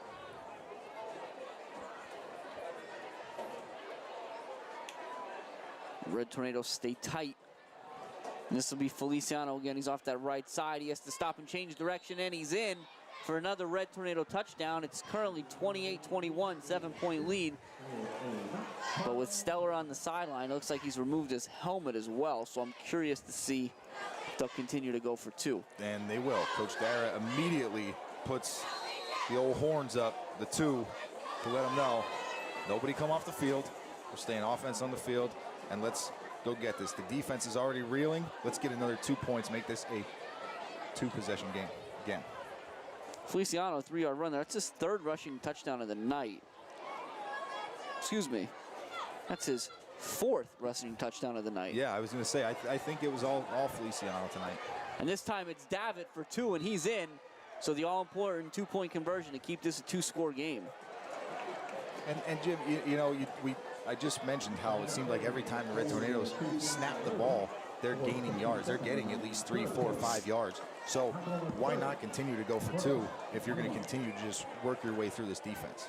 And so, oddly enough, there's some, for any of you you math nerds, you numbers nerds out there like myself, there's some interesting kind of similarities here in that Feliciano is 3. The first touchdown run was Farinado. I can't even read my own notes here, Dan. So we've got kind of 3. We got 2 12-yard runs. Yep. For the Red Tornadoes' first 2 touchdowns, and their last 2 have been 3-yard rushes. So I don't know if you want to wager a guess as to what the 5th will be should it happen. I would say probably an under 5-yard rush. I'll hedge my bets on that one for sure. It's no fun to bet the under, though. That's true. It's not.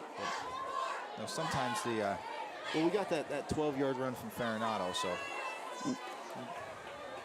So we'll see Stellar's back out there.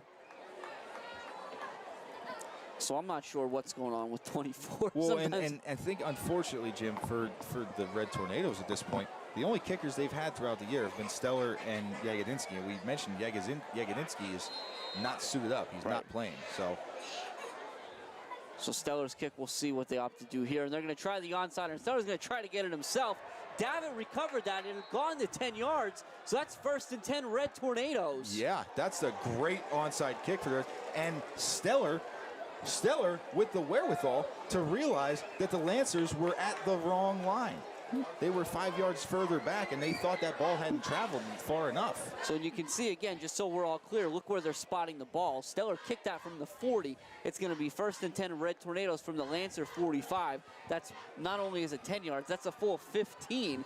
So a great kick by Stellar, and a great job by Davitt to recognize that the ball was live and dive on it. And it had gone 10 yards. You know what I mean? You're looking for that 50, and you see that there's nobody around the ball. It's got to be confusing, but he recognized where he was at on the field. The Red Tornadoes go to Farinato, and Farinato is tough to bring down. The ball is out, and we'll see what happens. There was a couple of jerseys in there. It looked like the Red Tornadoes might have had a chance to get back on top. Yeah, there's a lot going on that goes on in those piles, but I'm hoping the Red Tornadoes are able to get back on that. There were a couple guys in both jerseys that had an opportunity to pick it up, and it's going to stay with the Red Tornadoes. So 1st and 10 inside the 30, and that's now between the Spears bounce back to him, the onside kick, and now here. That's three balls that have bounced the Red Tornadoes' way in the last 3 minutes or so. And if you're the Lancers, you got to feel a little snake bitten. Yeah, for sure. But that's the danger. You know, when Farinato gets out in open field, he really tries to turn those jets on, and that ball comes loose a little bit. Somebody's able to get a hand on that and pop that out, and that's what happened there. But again, we're saved. And this time it's going to be Davitt up the middle, and he'll get to the 25, pick up 4. It'll be 2nd and 6 as we approach the 4-minute mark, 4:15 and counting here in the 3rd quarter. Yeah, I mean, for the Red Tornadoes, this is the biggest drive of the game, in my opinion. You extend this to possibly a 3-score lead. You know, if you're able to get eight points out of this drive as well, make it a 17-point game, that's huge. Feliciano fakes to Davitt. He'll keep it himself in the middle of the field. He'll get down to the 15. That's another Red Tornado 1st down from there. And they're starting to just, I mean, Dan, we talked about it. I guess when you have 220 yards rushing in the first half, I shouldn't say they're starting to pick it up, but it just seems like you said, it's 10, 15 yards every play. And I'm not sure if it's the Red Tornadoes starting to pick it up or the Lancers defense just starting to slow down. I mean, we talked about it all throughout the season. The Red Tornadoes game is time of possession. Yeah. They hang on to the ball, and those big linemen up front just wear you down. The Lancers are doing a good job of shuffling players in and out, but there's just so many guys that are getting so exhausted out there and then coming right back out on the field. And it's Feliciano again. He's making Lancers miss. He's inside the 5. So Jim, you want to change your bet to the under? I'll give you one more chance here. Well, he's at the. I mean, they're literally at the 3 again. I don't know what else to say. Like. Well, I didn't bet exactly on a 3-yard touchdown run, but I took the under. I like doing that.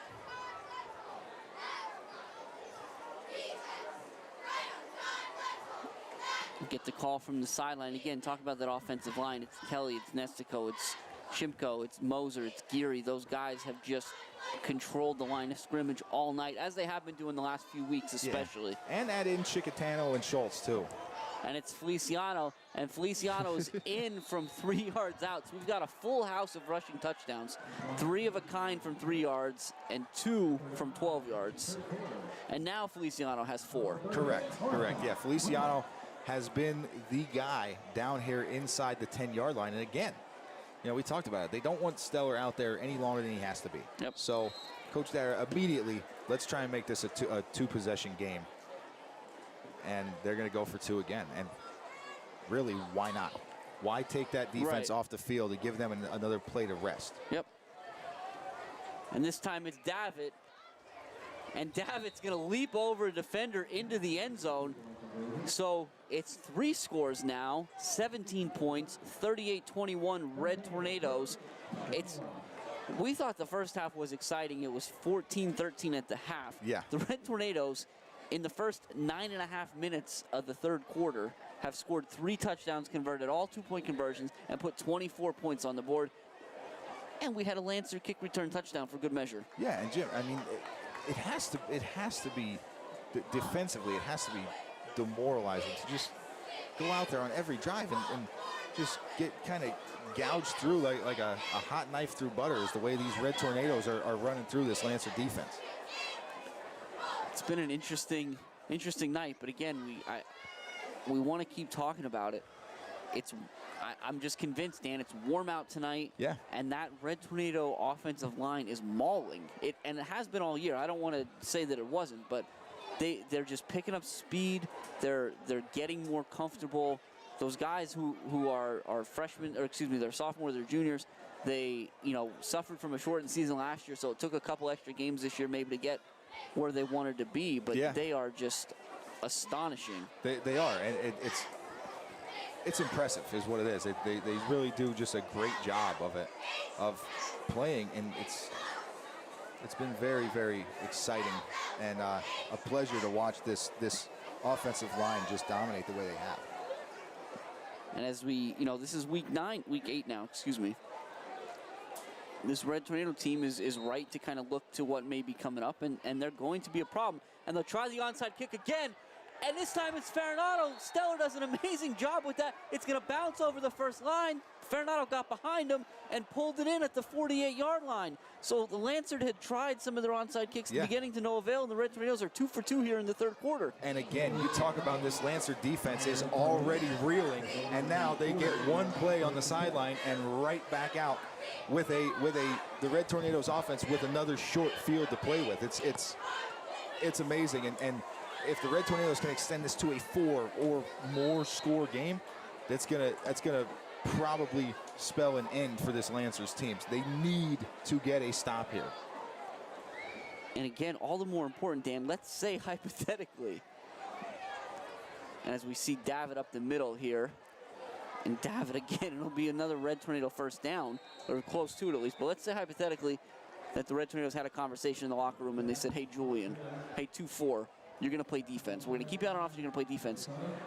The Lancer offense hasn't seen the field in the third quarter. Correct. We've had a kick return and 2 onside kick recoveries for the Red Tornadoes. So time of possession in the third quarter here, we're ticking down to 10 minutes, and the kick return may have taken all of 8 seconds. So we're looking at maybe 9:52 for the Red Tornadoes, time of possession. This has been a wild third quarter. Davitt was a yard short, so it's 2nd and 1 from the 39. This time it's Feliciano himself. It's Spears, excuse me. Spears' forward progress will be close to the first down. Looks like they're going to, based on where the far official is. Yep, so first down, they'll move it. Now they're going to bring in 27, Luke Blessing. Yes. Yeah, and Jim, we've talked about this. When we were at Supper Club, we got to hear from Luke Blessing, and we've kind of been waiting to see him get his opportunity out here on the field. The kid runs tough every time he gets the ball in his hands. So I've really been hoping to see him get his opportunity. And now with Stellar down and this offense, you're trying to keep guys fresh because your offense has not really come off the field in the second half yet.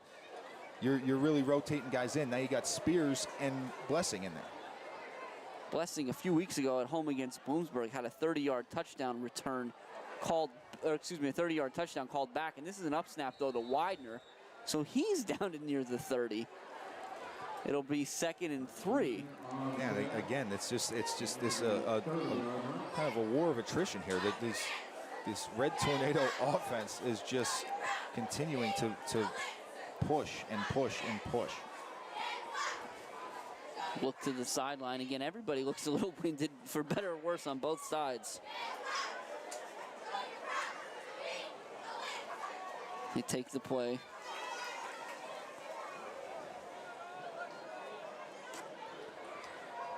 Blessing still in there.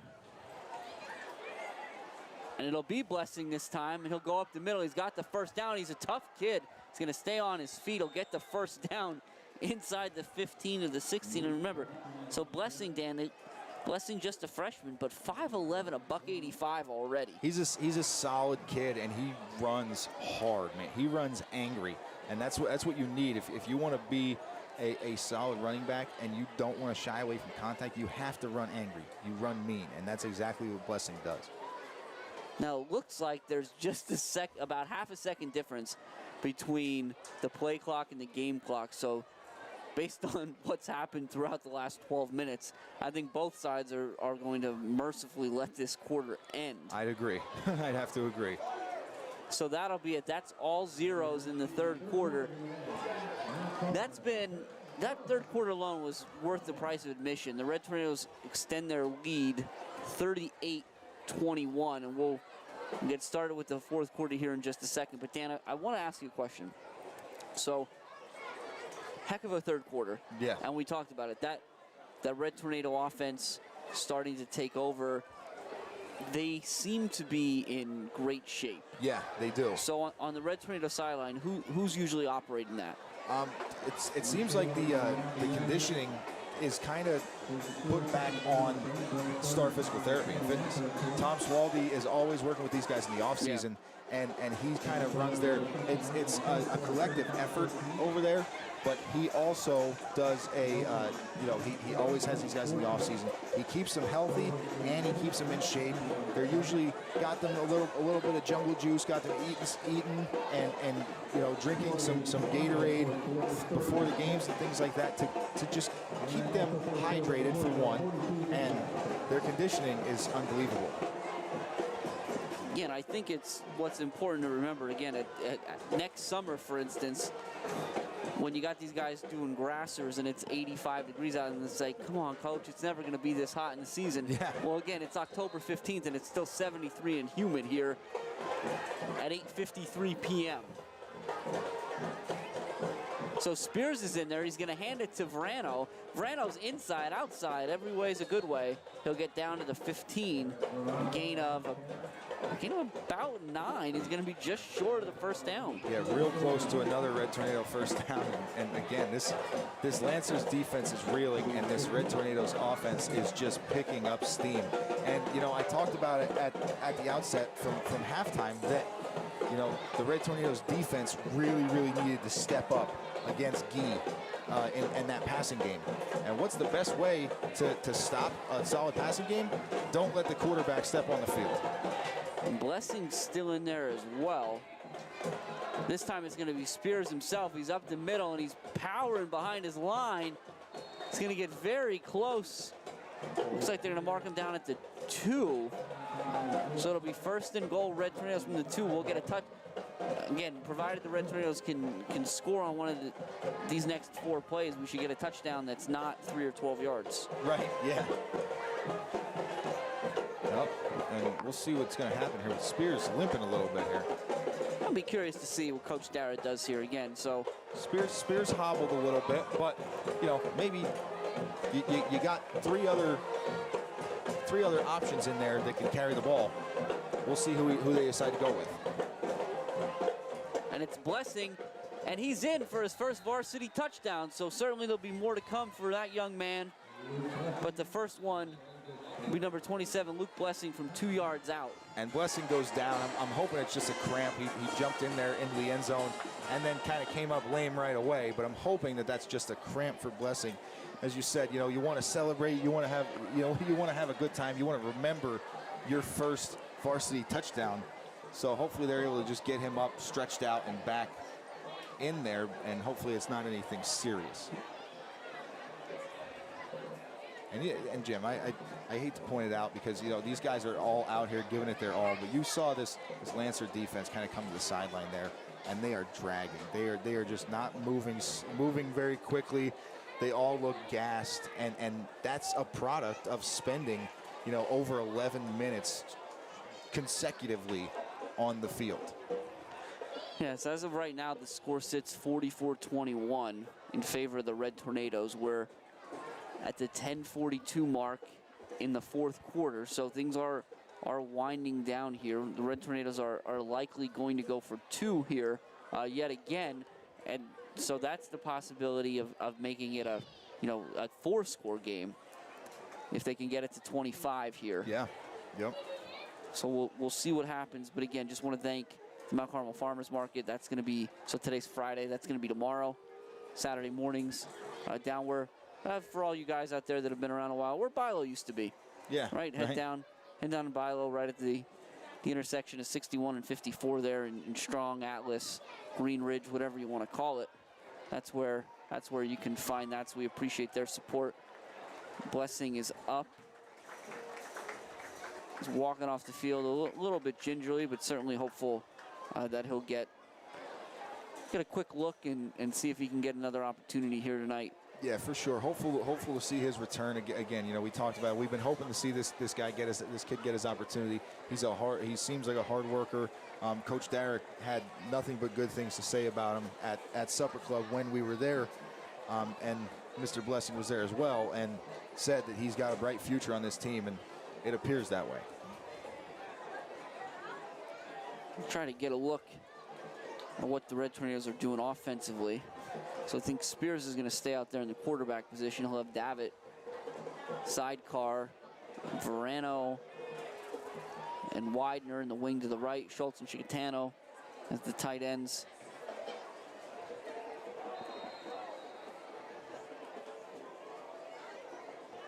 And the Red Tornadoes will go with Chimko, Moser, Geary.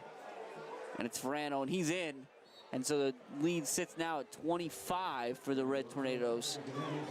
And even with a quick strike offense like the Lancers, 25 starts to feel like a lot in the fourth quarter. Yeah, most definitely, especially when you know that if you put one score up and you don't get the ball back on an onside kick or something like that, it might be a long time until you get that ball back again. You know, and that's something that I would like to talk to Jose about maybe next week after he can do some research.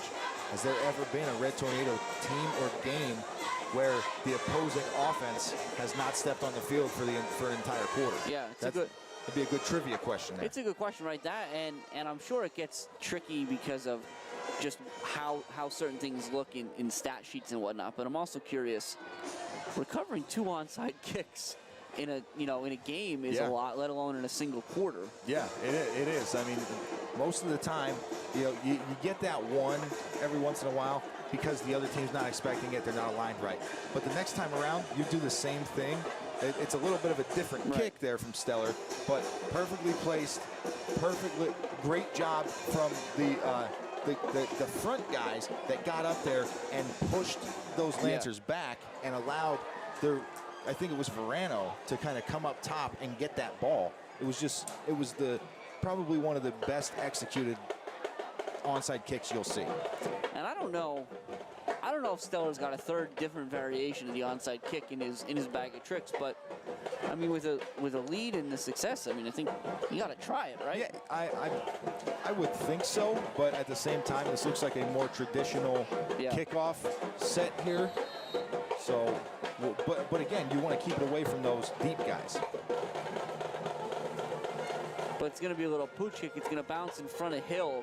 He'll take it on a hop, and he's going to be stuck by Schultz right at the 36. But a good job by Hill of kind of keeping his legs pumping. He'll get all the way out, looks like to about the 41. So nice effort there. That's where the Lancers will start. Yeah, so now we do get to see this offense for the first time in the second half here, nearly a minute and a half into the fourth quarter. But, we're now down 25. There's no option to remain balanced for the Lancers. I mean, they got a trips bunch here set up, but they got to open things up.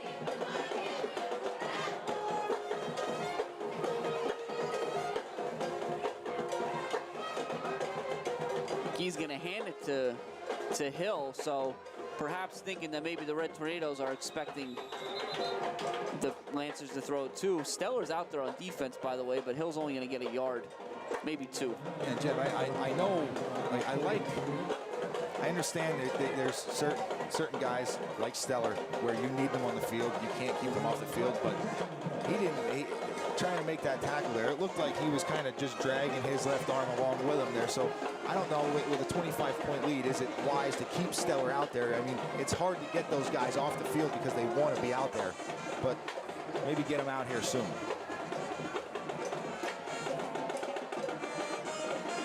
And Guy's going to throw now. He's looking for Clark in the flat to make the reception. The Red Tornadoes just kind of content to run Clark out of bounds. It'll be a minimal gain. See where they put it. They'll walk it all the way up to the 47. Yeah, Jim, I'm not sure if this is just like a scheme thing for the Lancers. They're trying to suck the Red Tornado defense in a little bit to hit them over the top. But at some point here, you can't be settling for these underneath throws. And there's another one. This one's to weak shoulder out there. He does a nice job of working his way back into the middle of the field to pick up the first down.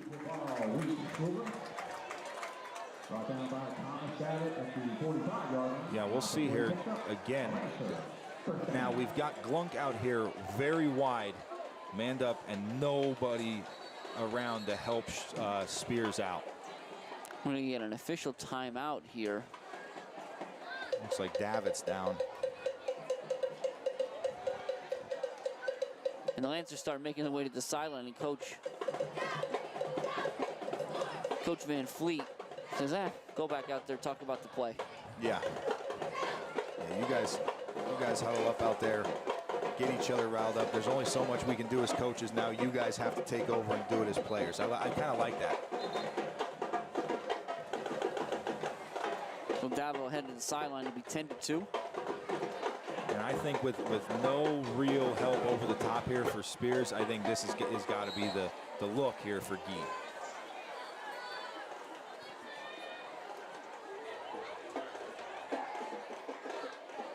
He brings Smith in motion to that side. Now there's going to be a flag and legal motion against the Lancers.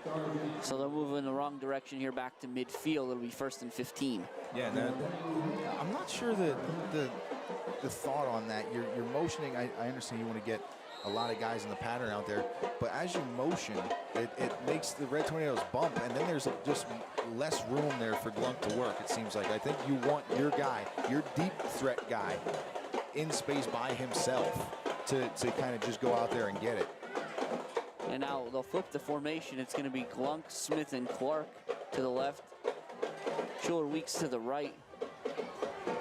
And they're going to throw it to Clark in the middle. He does a good job bringing that in. The Red Tornadoes will bring him down after a gain of about 11. Oh, excuse me. It'll be a yard past the first down, so it'll be actually about 16. Yeah, that's a good job there. And I thought that the Lancers, we were going to see this a lot more from the Lancers in the first half, going to Clark over the middle.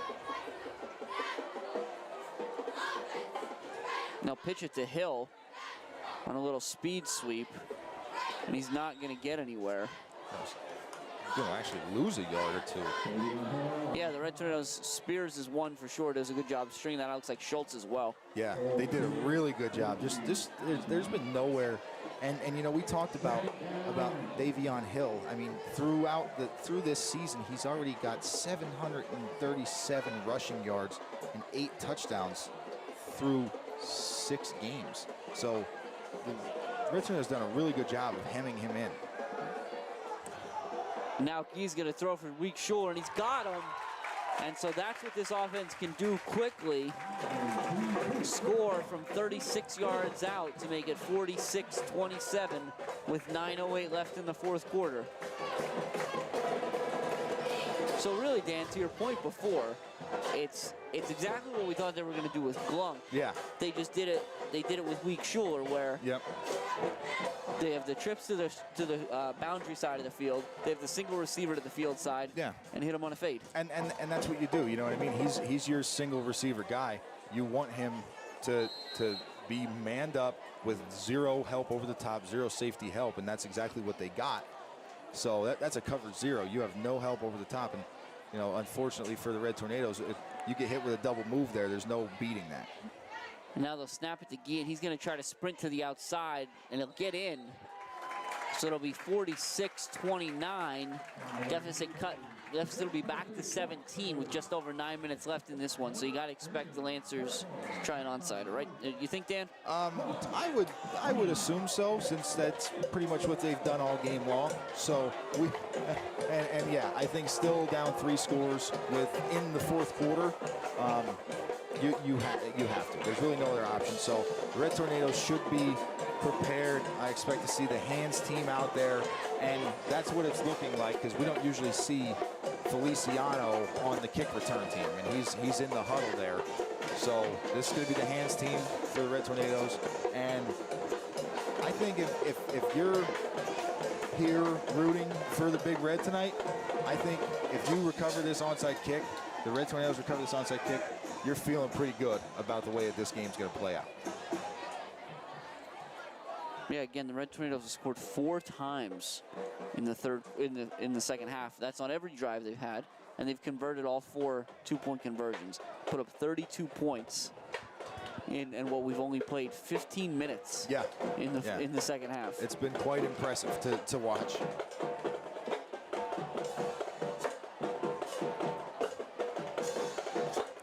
So to your point, Dan, the Red Tornadoes do have what looks like an onside recover up. Spears will be by himself back deep in the event the Lancers decide to go that way.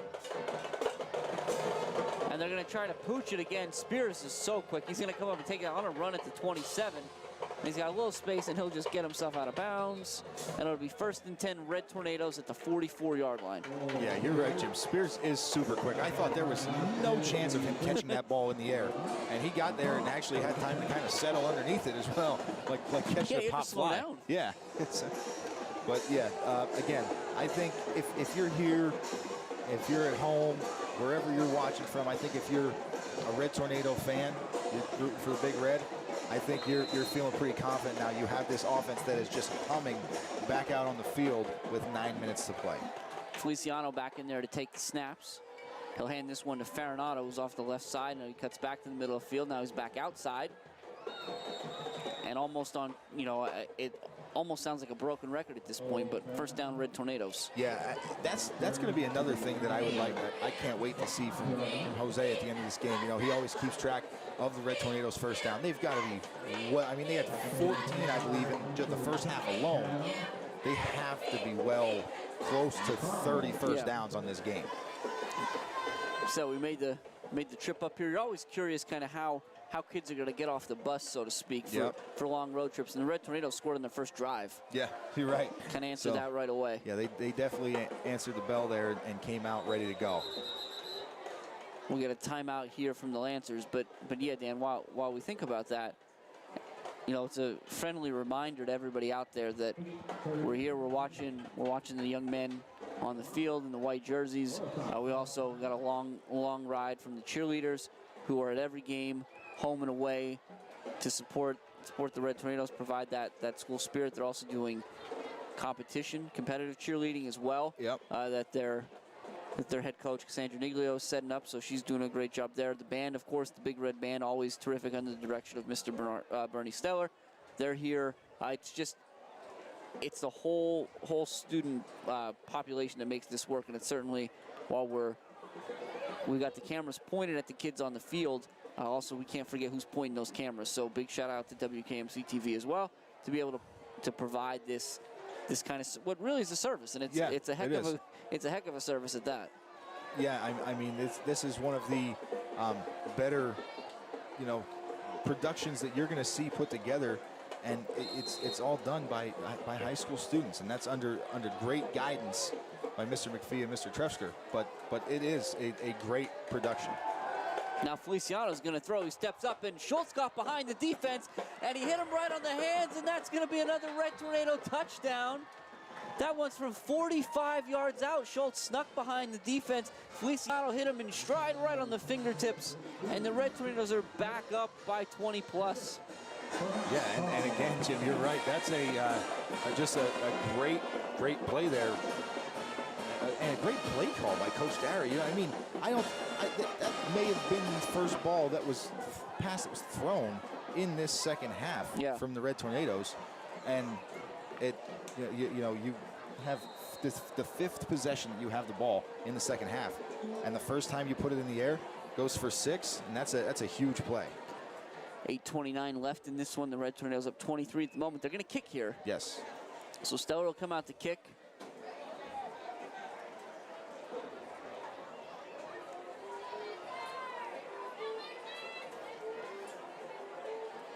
It's a good snap and a good hold. The kick is up, and Steller got that one through. So that's going to be 53. Red Tornadoes come here and put a 50 spot. Yeah. 53-29. Again, with 8:29 left in this one. And Dan, it's good. I'm thinking about Stellar right now, and I'm likening him almost to a basketball shooter. Last couple weeks, a little difficulty at times, missed a couple extra points. Yeah. But it's important that he was able to get out there tonight, and see one go back through, and I'm sure he'll be back at it next week. Absolutely. You know what I mean? That's like anything. You gotta play through your slump. You know what I mean? If you miss a few here and there, it happens. That's part of the game. You know, we talked about was it last week in the NFL season? There were multiple missed field goals, missed extra points, and those guys get paid millions of dollars to go out there and do it. And so that'll be Stellar's 107th extra point in his career, if my numbers are right. And I think they are, but so Jose will catch me at some point. Extending his lead on Mangiapane and cementing him, you know, pretty good in second place there. Yeah. And obviously with Mangiapane being graduated. And he's still kind of working and catching up on Sinkovic there. Mike Sinkovic, who's in the lead. Yeah, and he's at 118, so still got a little ways to go here. But I think these guys are looking to play a good bit more football moving forward here, especially with this second half of the season surge they've put on. Yeah, so the Red Tornadoes going to week 5 as Stellar set to kick here. He's going to just a little short kick, and it'll be a nice play made by number 7, Will Burdett, to ensure he loops that one up, and that's really more of the Red Tornadoes not wanting to kick to Hill and Smith than essentially trying any onside at that point. But right. But yeah, the Red Tornadoes coming to week 5 at 3-2 after first 5 games they lose the opener to North Schuylkill, and then they lose in week 5 to Southern. And they've run off 3 straight. They look like they're in a great position here to possibly win the 4th straight. Yeah, and I think that there's really it's looking forward. I think they have 2 more games that are obviously going to be hard battles, but they're winnable games. You can really end this season at 8-2. Now he keeps it himself. He'll get the first down and get upended by Feliciano, but he'll get down to the 41. I mean, they could really end this season at 8-2 and really put a good plea together for a second place spot and getting some home games in the district playoffs. And this is Hill again, and Chicatano's there waiting for him. They'll stop him before he can get going. A gain of 2. It'll be 2nd and 8. Yeah, Jim, I think throughout this game, Guy has actually had more ground success than Hill has. Yeah. I mean, the Red Tornadoes obviously keying on Hill. Anytime they see him anywhere near the football, they want to get hands on him as quickly as possible because he is that dangerous. Southern game was actually week 4, by the way, so we're we're at 4. This would be 4 straight since week 5. Correct. As it's only week 8 here, and it's Hill again off the left side. Again, just a lot of white jerseys around the ball. Chicatano again. And you see Hill kind of getting up slow there, and that's a tough guy right there. He's been doing he has been just playing offense, playing defense, returning kickoffs, and you never like to see this, a guy kind of grabbing his head there.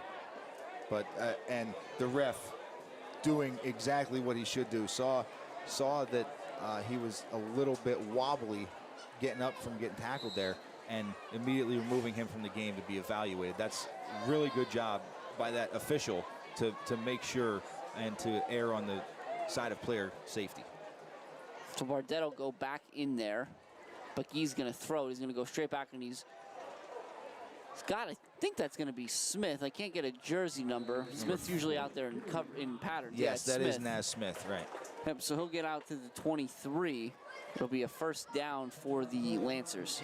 Yeah, I mean, the Lancers are doing a good job. I mean, the Red Tornado defense has really had no answer for the Lancers offense, but unfortunately the Lancers offense just did not have the opportunity to get out on the field there in the 3rd quarter when the Red Tornadoes built this, seems like at this point an insurmountable lead. And this is the pitch to Burdett, and he'll go down. Schultz will ride him down hard down to the 21. He'll gain 2. It'll be 2nd and 8. Yeah, Schultz does a good job there, kind of getting. Looked like Burdett was able to get past him for a second. Schultz got a hold of a handful of jersey and held on until he could get back to him. 6:20 left in this one. The Red Tornadoes up. Yes. He's going to throw, and he's got Clark. And a great job by Spears to knock him out of bounds. That's a really good job there by Spears.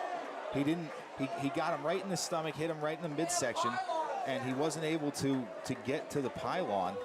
He was pushed out of bounds, well short of the pylon, actually. And that's huge, because that keeps it a 3-score game. Correct. Exactly, Jim. And that's why that is so important. Why, Spears is really Johnny on the spot for making that play. And Dan, I know before the play you were kind of getting to this, and I think it's worth talking about, maybe exploring a little more. So there's half a quarter to play left, and the Red Tornadoes have given up 35 points. Yeah. Now again, we've scored 53, right, which is fortunate, but you can't really expect to score 50 plus every night, especially as you get later in the season. You think you've got the Coal Bucket game coming up, yep, and then ideally the Red Tornadoes will get into district playoffs. We can talk about that a little bit, but I think to your point, you've got to start looking at this and say, okay, where do we need to tighten up defensively? Because this is, and we talk about it all the time, this is on tape now. Right, exactly, and that's the thing. Warrior Run, who we've got next week, and then Shamokin the following week, and then, like you said, in the district playoffs after that. This is going to be on tape. This is what Warrior Run and Shamokin are going to be looking at. They're going to say, okay, the Red Tornadoes are susceptible to, kind of getting spread out and the deep pass. So now the Red Tornadoes have to go and say, how do we counter that? Yeah. So another different kicker here for the Lancers. It's Clark, and he's going to try one of those, and it's going to go through the wicket to the first line for the Red Tornadoes, but Feliciano is going to grab it at the 39. So we're in the same position we were in a couple times right here tonight, Dan, where the Red Tornadoes have a couple score lead and the football. Yeah. Yeah, again, it kind of worked against the Red Tornadoes on the last drive, going with the pass play, because it broke so big that it ended up in a very, very quick strike touchdown. Yeah. When I think now the Red Tornadoes, this should be the last possession of the game. If I'm Coach Dara, I want this to be the final possession of the game, unless somebody breaks a big run and runs for a touchdown. I'm not doing anything with that ball. I'm running it into the ground. And they'll run on the first play. So Spears is out there as quarterback. That's Verano, who got knocked out of bounds after picking up about 6 on the play. But Dan, the other thing that's interesting to think about tonight, so the Red Tornadoes are, they keep the ones out there. They're continuing to kind of push and try to bring this lead up. And I wonder if some of that is to stay away from the northern tier in district playoffs. So right now the Red Tornadoes sit in 3rd place in the District 4 playoff seeding. Southern Columbia number 1, Troy number 2, Red Tornadoes number 3. But the Red Tornadoes are number 3 by 2 thousandths of a point at this point. Yeah. So really, I mean, anything could make a difference. And there's Xavier Diaz. And Diaz can move. And so now Diaz is going to get in on the act, and he'll score from 45 yards out.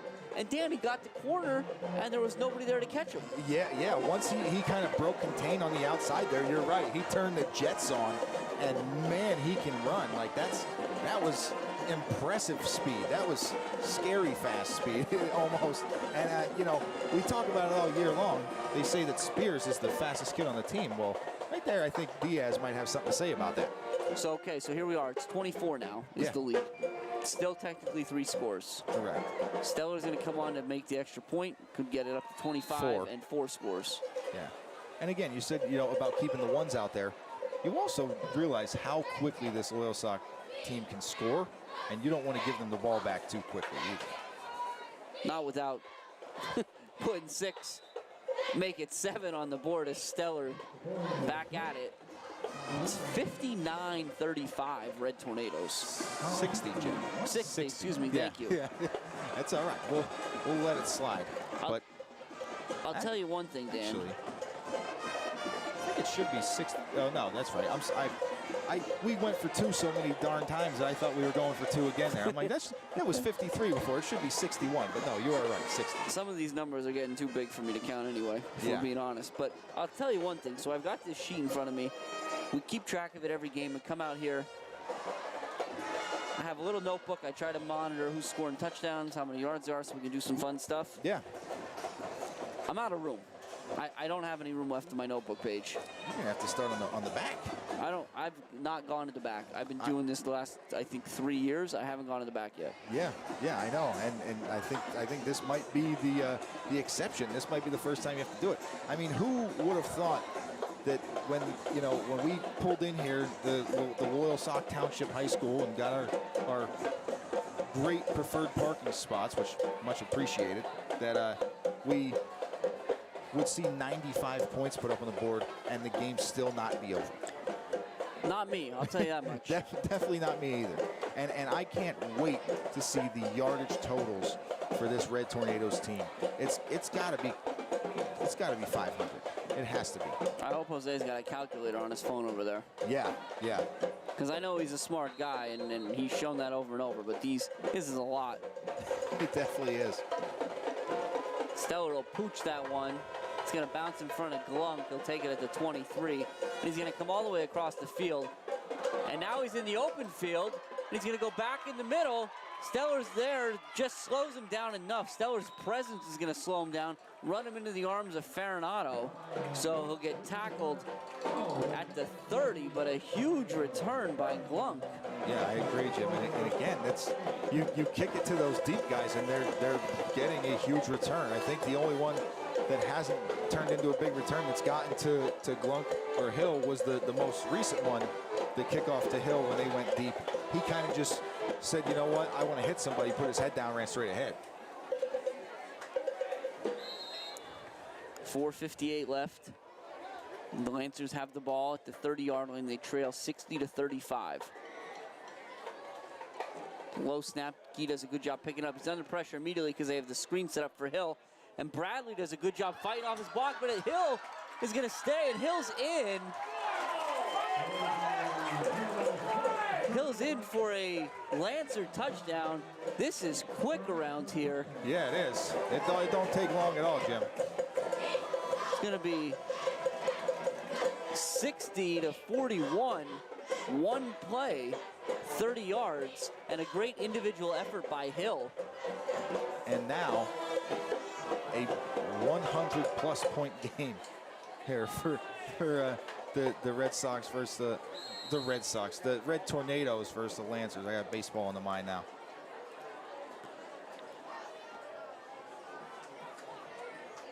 So it's it's 19 right now is the difference. 1 or 2 doesn't make much of a difference here in terms of making it a less than a 2-score game, because it's still going to be 3. The Red Tornadoes go after Guy immediately. Feliciano almost picks that one off.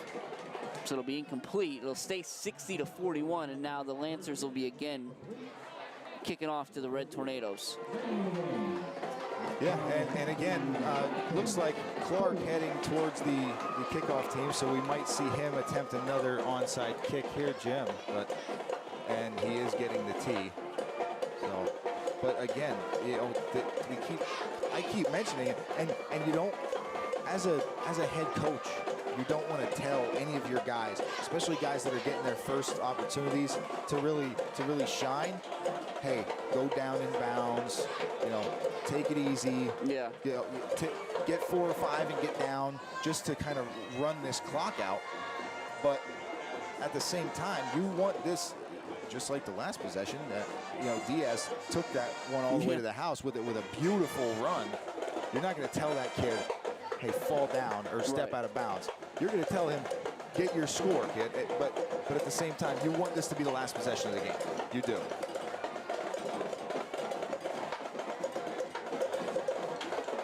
Red Tornadoes fully expecting the onside kick, as they should be. They'll move up to the 50-yard line. First line, about the 46. And now it's going to bounce. It's going to get through. Spears is going to pick it up at a 15. He's going to pick his route, and now Spears is in the open field. He'll get a couple blocks. He's going to stay on his feet. He'll get back to midfield anyway. And one thing, Dan, that just occurred to me, So we're watching that play. Yeah. It's also been an incredibly clean game in terms of penalties. Very few. I agree. Yeah, very minimal, and even with the penalties, just kind of nothing major.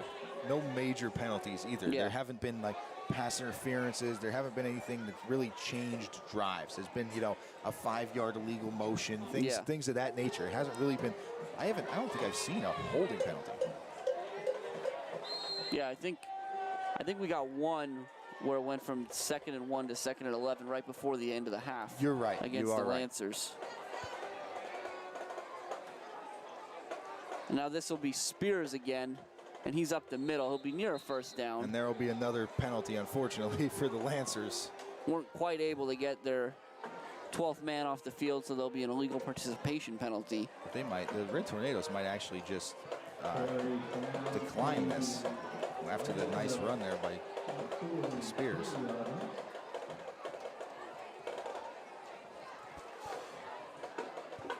Head official talking with Farinado, trying to figure out what the Red Tornadoes want to do. Now, look back to the sideline and say, hey, coach, what do you want to do about this one? What do you think? Always a good move. When in doubt. Yeah, because these ones are tough. Do you want to have the down, or do you want to have the distance? Right. You know what I mean? It's it's a big part of the game. So we'll see what they opted to do here when we get the call. Trying to see where the ball is. Did they pick up the ball? Yep, so they picked up the ball, so okay. So the Red Tornadoes are going to accept the penalty, so they'll walk this one off. It'll be 1st and 5 now. Instead of a 2nd and 3. Right. Yeah. So I guess you give up 5 yards you give up a 7-yard carry for a 5-yard penalty. So really you're only giving up 2 yards. And I think tonight is one of those nights where you can spare 2 yards. They can spare 2 for sure. This time it's Farinado, and he's going to get tackled up high. 5, Malachi Coleman does a good job. Again, when they've had big plays defensively against that inside trap, it's been Coleman who kind of slices through and is able to make a play in the backfield. Yeah, and that's been the thing. If he's able to get off the ball quickly and kind of beat his lineman, he's been the guy making the play. 2nd and 6 now for the Red Tornadoes. You see Diaz is out there, to your point before. Out there with Spears. No real rush from Mount Carmel. And again, you talked about this beautiful facility here, Kenneth M. Robbins Stadium. You got the play clocks in the end zone, so it gives Spears a little bit of an idea of exactly when he needs to start his cadence and when he needs to get the ball moving. They'll pitch it to Diaz, and he's going to be tackled in the backfield. Again, number 35. We said his name quite a bit tonight. It's Tyler Barnes. Does a nice job of dropping him deep back to the original line of scrimmage, so it's going to be 3rd and 10. Yeah, and that's one of those situations there where for Diaz and Spears, unfortunately, because they aren't the normal guys out there. I think that pitch just took a little bit too long to get out there, and the lineman got a little too far ahead of Diaz, and Diaz was not. Barnes actually came over top of the blockers and got into the backfield. So let's see what they do now. Again, the Red Tornadoes want to use all of that clock, but they do have to be careful. And this time, Spears will keep it himself. There's a lid on the ground. I think that was Spears. Yes. So I believe he'll have to head to the sideline for a play now, and it'll Feliciano will probably have to head back in. It's going to be 4th and 5 here. No doubt you expect coach to go for it, to keep the ball and keep the clock moving. Looks like they're going to have to snap this somewhere around, what do we got here, about 2 minutes, 10 seconds. Yeah, they're going to change that to 25. It was at 40, putting it back at 25 seconds here. So somewhere around 2:20, the Red Tornadoes needed to snap it. And again, you're right. No rush here from Coach Dara, as there really shouldn't be. Because if you do not convert this 4th down, you put that quick strike offense of the Lancers back in the field. And it's going to be Farinado, and he'll have the Red Tornado 1st down. So a big play there on 4th down to keep the ball and keep the drive moving. And that one should seal it. I mean, the Lancers do have 2 timeouts remaining, but I think in a full 3-score game that this is one of those situations where that first down kind of seals the deal. 2 things I want to point out there. So number 1, before the Red Tornadoes kind of made some of these wholesale changes, number 72, Maddox Lamas, had been in there on the offensive line for the last few plays. Yeah. But now right. they have made wholesale changes, so we'll try to get to all these guys as we go. Belichick's going to be the one taking the snap down. He'll hand it to Diaz. And Diaz is in and out. He's shifty. He is. He'll be near the first down. He's a spark on offense, Jim. I'll tell you what, just watching him kind of work his way around there, and he got that handoff from a full stopped position right. and was at full speed very, very quickly. Looks like Lubuski's in there. 31 is Brinkash. 7 is Belichick, as we said. He'll keep it himself and get the first down. 70 is Michael Langton. Yeah, we've got Belichick's brother Chase in there as well at a tight end spot. 45, Jagger Delaney's in there. 54, Caden Hine.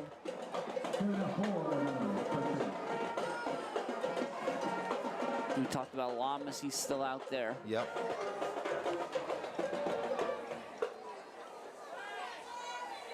This time it'll be Lubuski. And now he's got a little bit of space. He'll get down to the 10. Lukowski, excuse me. You're right, Jim. And that was another really, really good run there. And, it doesn't matter who's in there offensively for the Red Tornadoes. They are just moving the ball at will against this Lancer team. 28, Al Bailey for the Red Tornadoes.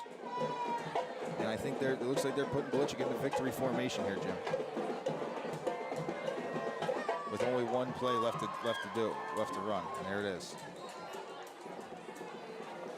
So that'll hurt the average for Belichick on average yards per carry for the night. Giving up 3 yards there on the kneel down. But maybe we'll call that just Jose will forget maybe he'll omit that from the stat sheet.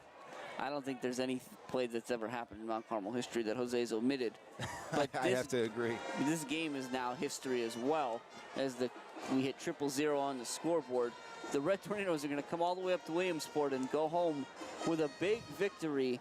They're going to put 60 points on the board. They'll beat the Lancers 60-41 and continue their march toward District 4 playoffs. Yeah, and Jim, I'm going to be honest with you. This is one of the most impressive offensive showings I've seen from this Red Tornadoes team in years. I wouldn't even say this season, because that would be an understatement. I would say in the years that we've been doing this is one of the best offensive showings I've ever seen for a team.